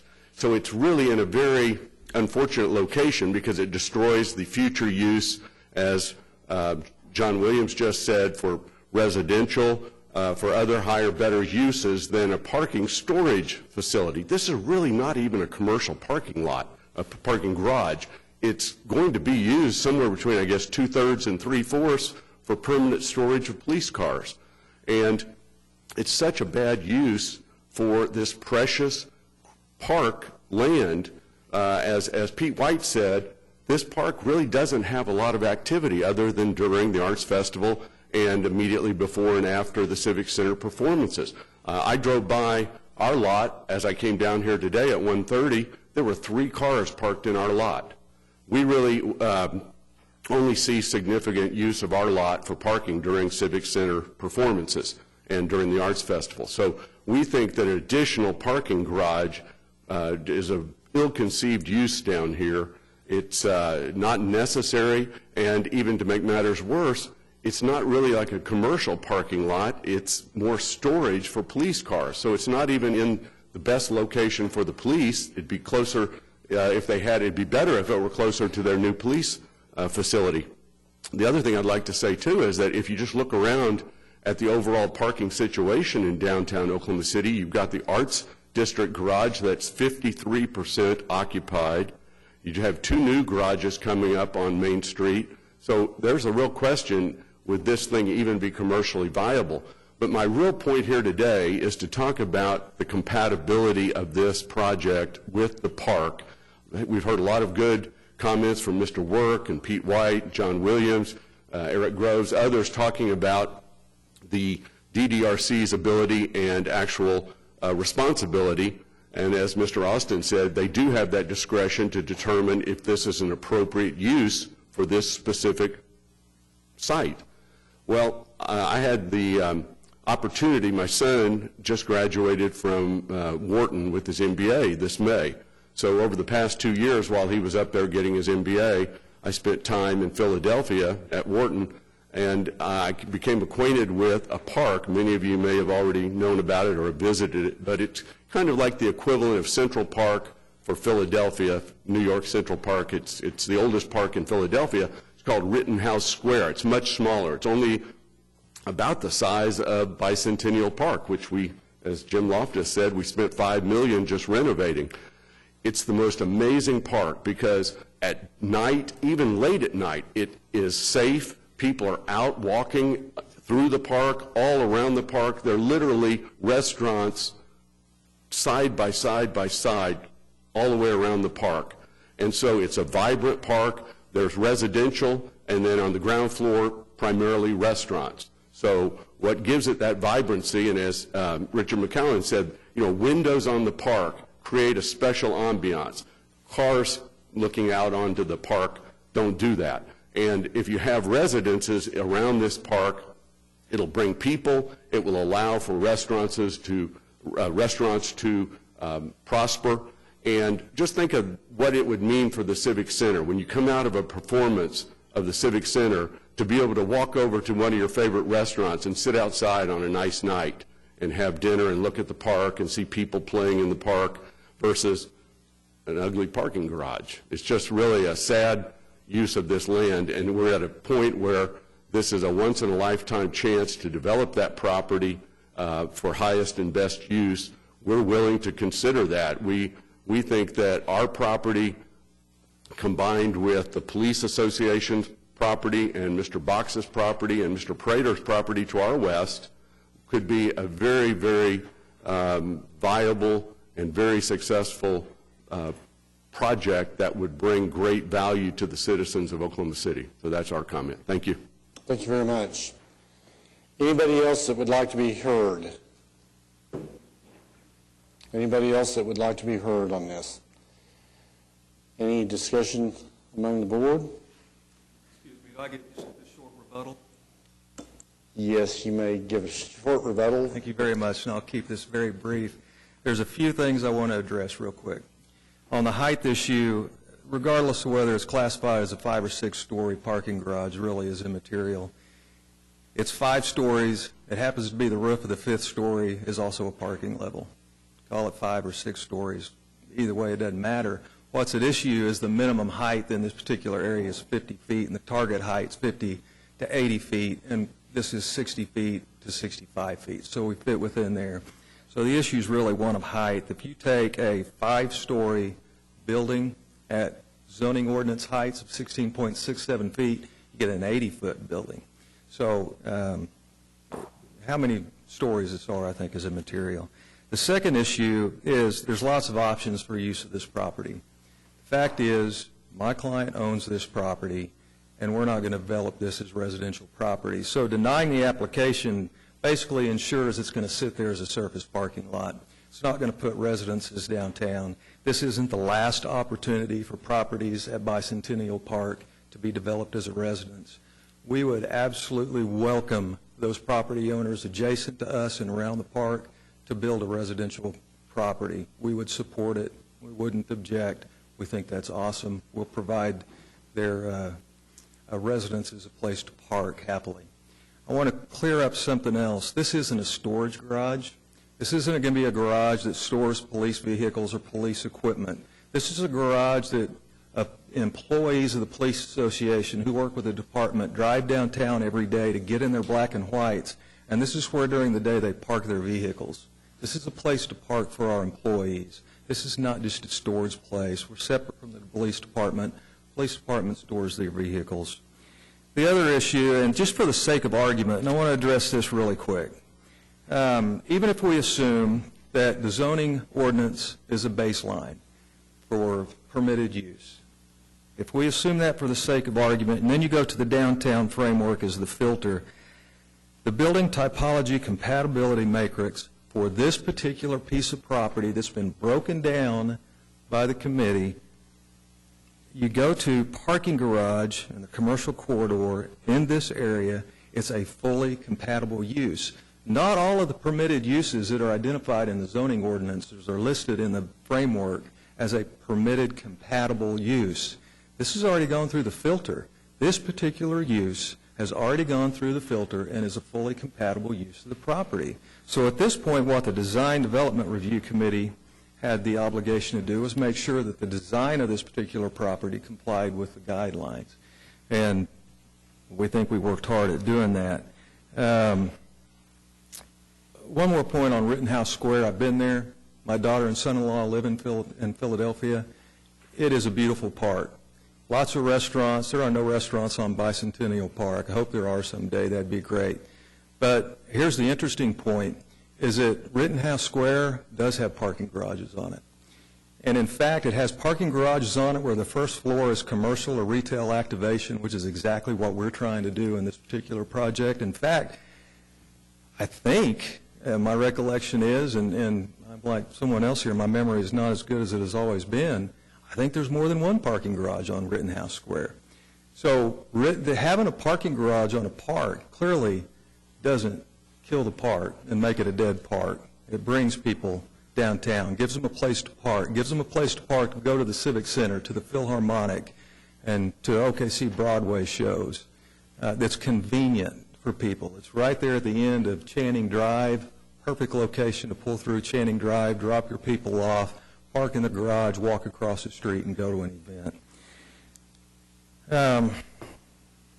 I was going to read to you real quick the Downtown Development Framework one more time. And I know you don't have to read it. I just want to point out the mandatory part is the zoning If you would point that out, that would be fine, but you don't need to read it to us. We're all capable of doing it. All right. Again, we would request that the decision of the DDRC be reversed. Thank you very much for your time. Mr. Gillen, I did have one question for you. There's been some discussion. If your answer to this question is it doesn't matter, or, I completely understand that. But there's been some discussion about the other properties that the police association owns in the area.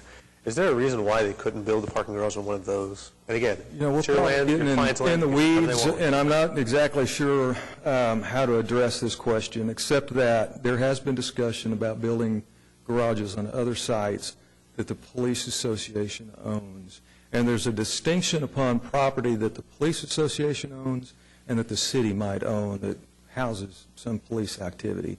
So we do own another piece of property that is further down the Main Street corridor.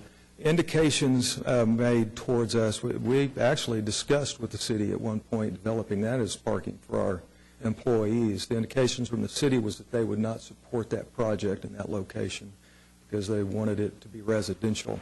We've also discussed trying to cooperate with the city in building a parking garage where the old police station was, and we haven't been able to make any headway that way. I mean, we're at a point where it's the last piece of property that we own that we can park our employees on, and that's where we're at.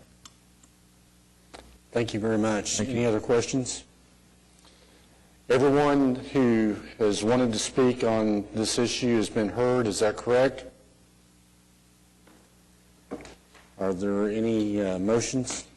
Mr. Chairman, I would make a motion to deny case number 14423, the appeal of TBL Parking regarding the decision by Downtown Design Review Committee to deny DTCA-2017-0076 and to deny their appeal and uphold DDRC's decision to deny. Thank you. Is there a second? Second. Any discussion? If not, please register your vote.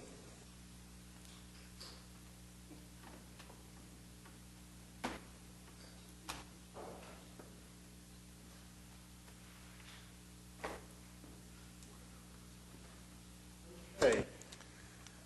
Let's go We back. have item number 10, case number 14440, appeal TBL Parking LLC of the decision of Downtown Design Review Committee regarding the denial of DTCA 2017-00097 located at 601 West Main Street.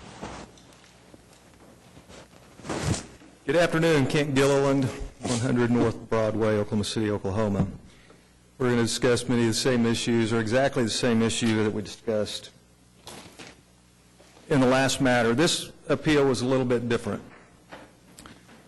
And bearing that in mind, if you can confine your comments to precisely what the issue is in this without us going through everything. I will do so. The denial order in this case was dated November 16th of 2017, and the sole reason for denial in this case was compatibility of use.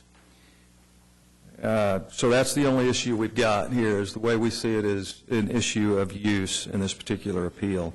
If you look at the staff recommendation for this particular application that was submitted to the DDRC, the staff recommended that they approve the application on the basis that the project complies with the regulations and guidelines of the Downtown Design District zoning ordinance. We still contend that we comply with the Downtown Design District ordinance. We think the staff had it completely correct. Addressing again the issue of compatibility of use, Table 7200.1 of the zoning code clearly provides that a parking garage is a permitted use at this particular site. The Oklahoma City planning staff acknowledged that this was a permitted use. We think the municipal councilor's office has acknowledged that this is a permitted use. And so I have read to you before particular provisions of the memo that the councilor's office provided to the DDRC at that particular hearing. For purposes of developing a record, I want to reference that memo again in this particular hearing. And what the councilor's office said was that the DDRC has no authority to change allowed uses in the downtown business district. Only the city council has that authority. The uses allowed by the city council are allowed by right, and the allowed uses cannot be altered by the DDRC. The parking garage, simply stated, is a permitted use It's a conforming permitted use under the zoning ordinances. Again, I think we're muddling the use of the property and the design of the property. And again, I'm going to refer you to the downtown development framework, which is broken down into two sections. And those sections are the design standards and the design guidelines. And if you look at the language of the framework, the specific language that's provided, sorry about that.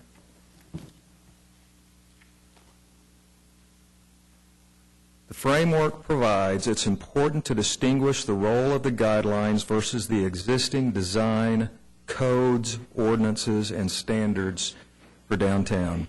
The design standards are equivalent to mandatory regulations as defined in the municipal code through ordinances that apply within legally defined zoning districts. The downtown development framework does not include additional standards, codes, or ordinances beyond those that exist for the above design districts.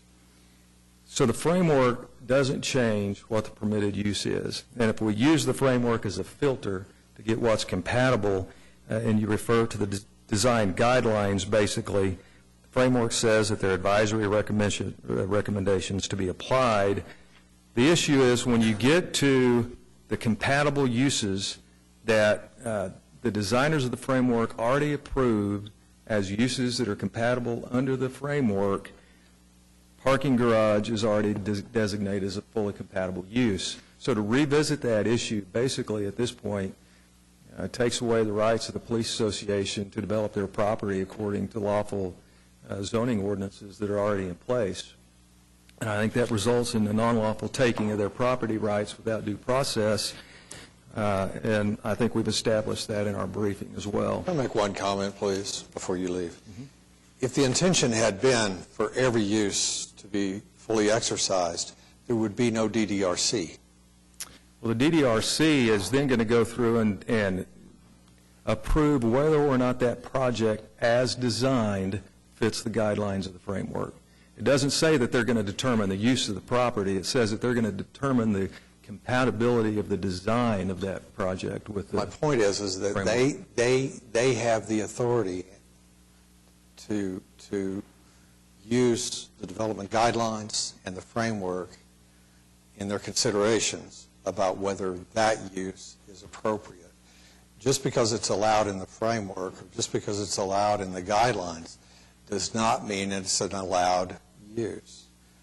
Otherwise, there would be no DDRC. There would be no mechanism for consideration of individual cases.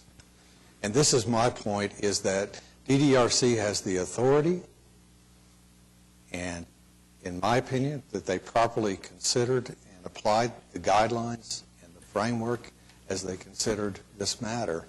But how we feel individually about whether the parking garage should be there or not, they have the authority, and they properly applied the guidelines and the framework in their considerations, is my point. I will just, I understand your point. I think there's a potential appeal coming to the district court, so just for the sake of a clear record, I think you may have misspoken in saying that the DDRC has the discretion to decide whether something's an allowed use or not. And that, I think, is not accurate. What the DDRC has the authority to do is to apply the guidelines and the framework. No, if the use is allowed, they obviously cannot modify zoning. No. But what they can do is they can apply the guidelines and the framework in their consideration about whether an allowed use within this area is appropriate here. That's what they have the authority to do. Again, I would state that the framework already designates this as a fully compatible use. So if they're going to follow the framework, it's already been filtered. I would remind you that if the intention was for the framework, any use allowed in the framework to be applied and to be exercised, there would be no DDRC. The city established the DDRC for this purpose, so that you had a body that individually and thoughtfully considered these matters individually. Any other questions of Mr. Gilliland? I do. I'll give you my perspective on what I think the scope of this is. One, of two necessary conditions. Does it fit within the code? I think everyone here agrees that it does, so that's satisfied. Second would be, is it compatible with the framework, which the DDRC has the discretion to determine. Given that, I think that's the only issue that's up for debate. Is that correct? The denial order was based on compatibility of use. Compatibility of use, sure. And the DDRC exercising their discretion, I would argue, under the framework, based on this typology matrix that you keep citing, there's a presumption there's compatible use. But the DDRC can come after that if they have a solid basis and several reasons. They can rebut that presumption and overcome that and say that we actually don't think it's compatible. We don't think it fits within the context of this. We don't think that it fits within the historical context. We don't think we'll get a proper return on investment, whatever it is. So that's kind of how I read this, as a rebuttable presumption type situation. Well, I have one other comment. As per the municipal councilor's opinion, the DDRC was vested with legal authority and discretion to decide whether this parking garage is now proposed design is consistent and compatible with the appropriate to the specific site. In this particular case, the DDRC determined it was not consistent and compatible and appropriate, whether they used different words on the first application or the second one. The bottom line is they utilized their discretion. There's no property right to have that right there at that location. Otherwise, you just have the people issue the permits and planning would review everything. It has to go through a specific process, as has been stated earlier, and what we're doing is reviewing and making decisions to affirm the board or grant your appeal. And I don't think there's a property right to have that parking garage right there. I think you have to look at the site, you have to look at its compatibility, you have to look with where it's located. And as stated earlier, the original purpose of parks and all public forums are areas where people can come and enjoy their places and enjoy everything around them. And I think, quite frankly, I think that I favor what the DDRC did because it is not compatible with the dedication and the use of the park. Well, I would simply reflect that our decision is to decide this appeal and not decide what whether there is a presumption or a property right. Ours is to decide this appeal. Mr. Ward, did you have anything else, sir? Sorry, Mr. Gilliland, I apologize. Did you have anything else? No, I want to emphasize again that we think the compatibility of use has already been established within the zoning ordinance and the framework when you look at them together. We view it from the standpoint that we do have a property right and that we're being deprived of the use of our property, that it's a conforming permitted use. And we request this board to reverse the decision of the DDRC. Thank you very much for your presentation. Mr. Chairman, again, my name is Kelly Work, and my address is 105 North Hudson, Suite 304, Oklahoma City, and I'm here representing Dennis and David Box and the property companies that they own that hold title to property that is in this area around the 601 West Main Street location.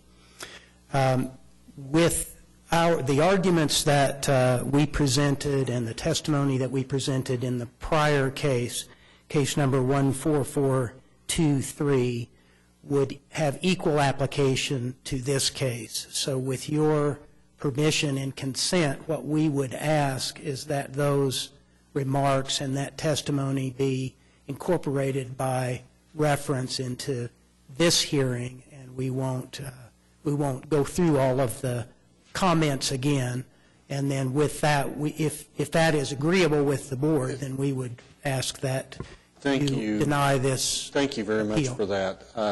I think that probably to keep the record clear, we probably ought to vote on that, that we accept incorporation of that information.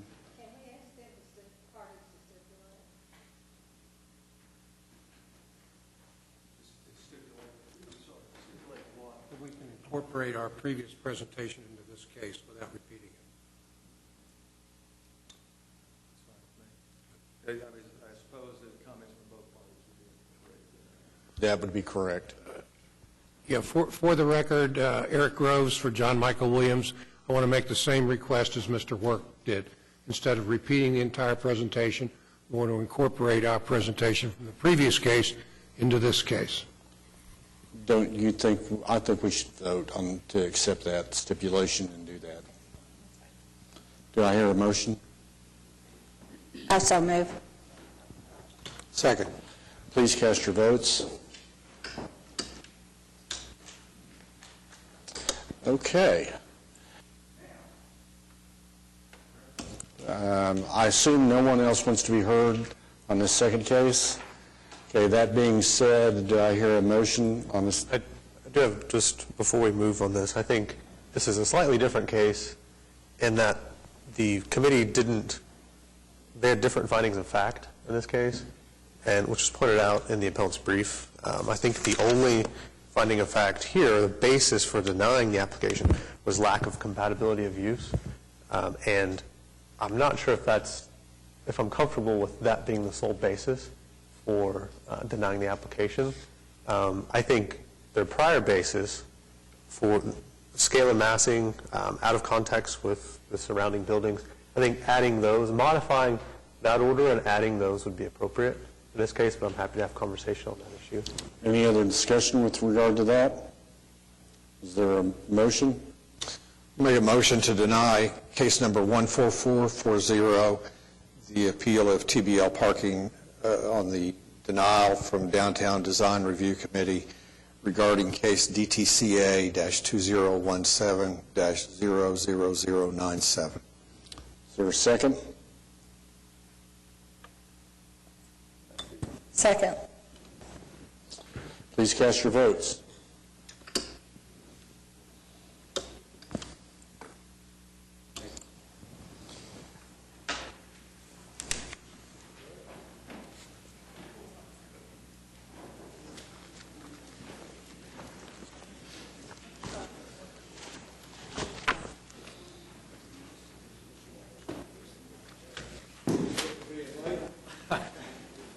Is that punishment for being late? Learn my lesson. Sorry, man. Oh, you're in charge now.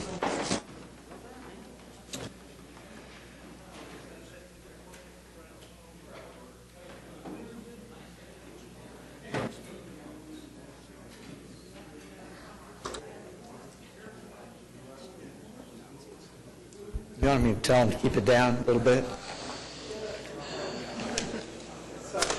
Yeah. Okay, so we're back to 14422, correct? Yes, item number 2, case number 14422, request to Sam Gresham for variance to the front rear yard building setback in the R1 Single Family District and the Gatewood Urban Conservation District located at 2214 North Briar Avenue.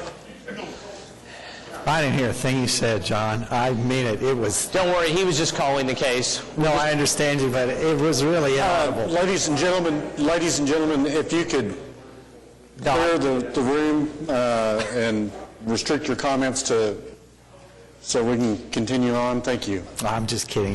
It doesn't bother me, really. My name is Sam Gresham, 400 Northwest 23rd. I'm the owner of the property.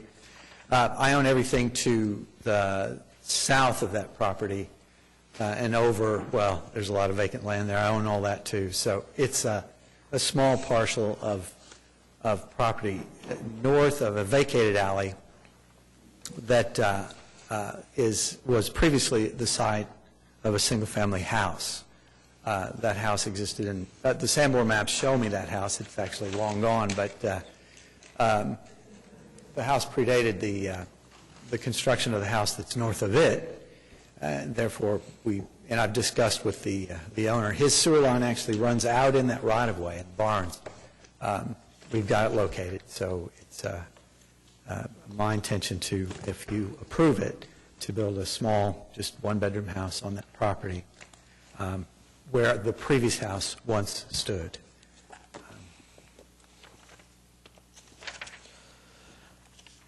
I have to tell you, the application that you put together to talk about each of the elements, did you write that? Yes. Very good job. Oh, well, thank you. I haven't seen one where someone literally went paragraph by paragraph to address the elements. So I thought your application was clear and concise. I didn't have any questions regarding it, so I don't know if other board members have anything, but there's no one else here to speak on the matter, I'm certain of it. I move approval. I'll second. I have a motion and a second to approve case number 14205. Please cast your votes, please. Your application is approved. Thank you. Thank you for your patience. Thank you very much.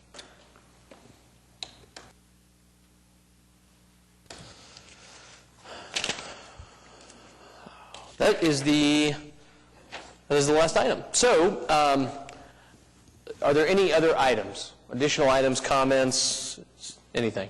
No? I'll take a motion to adjourn. I move to adjourn. I'll second. I have a motion and a second to adjourn. Cast your votes, please.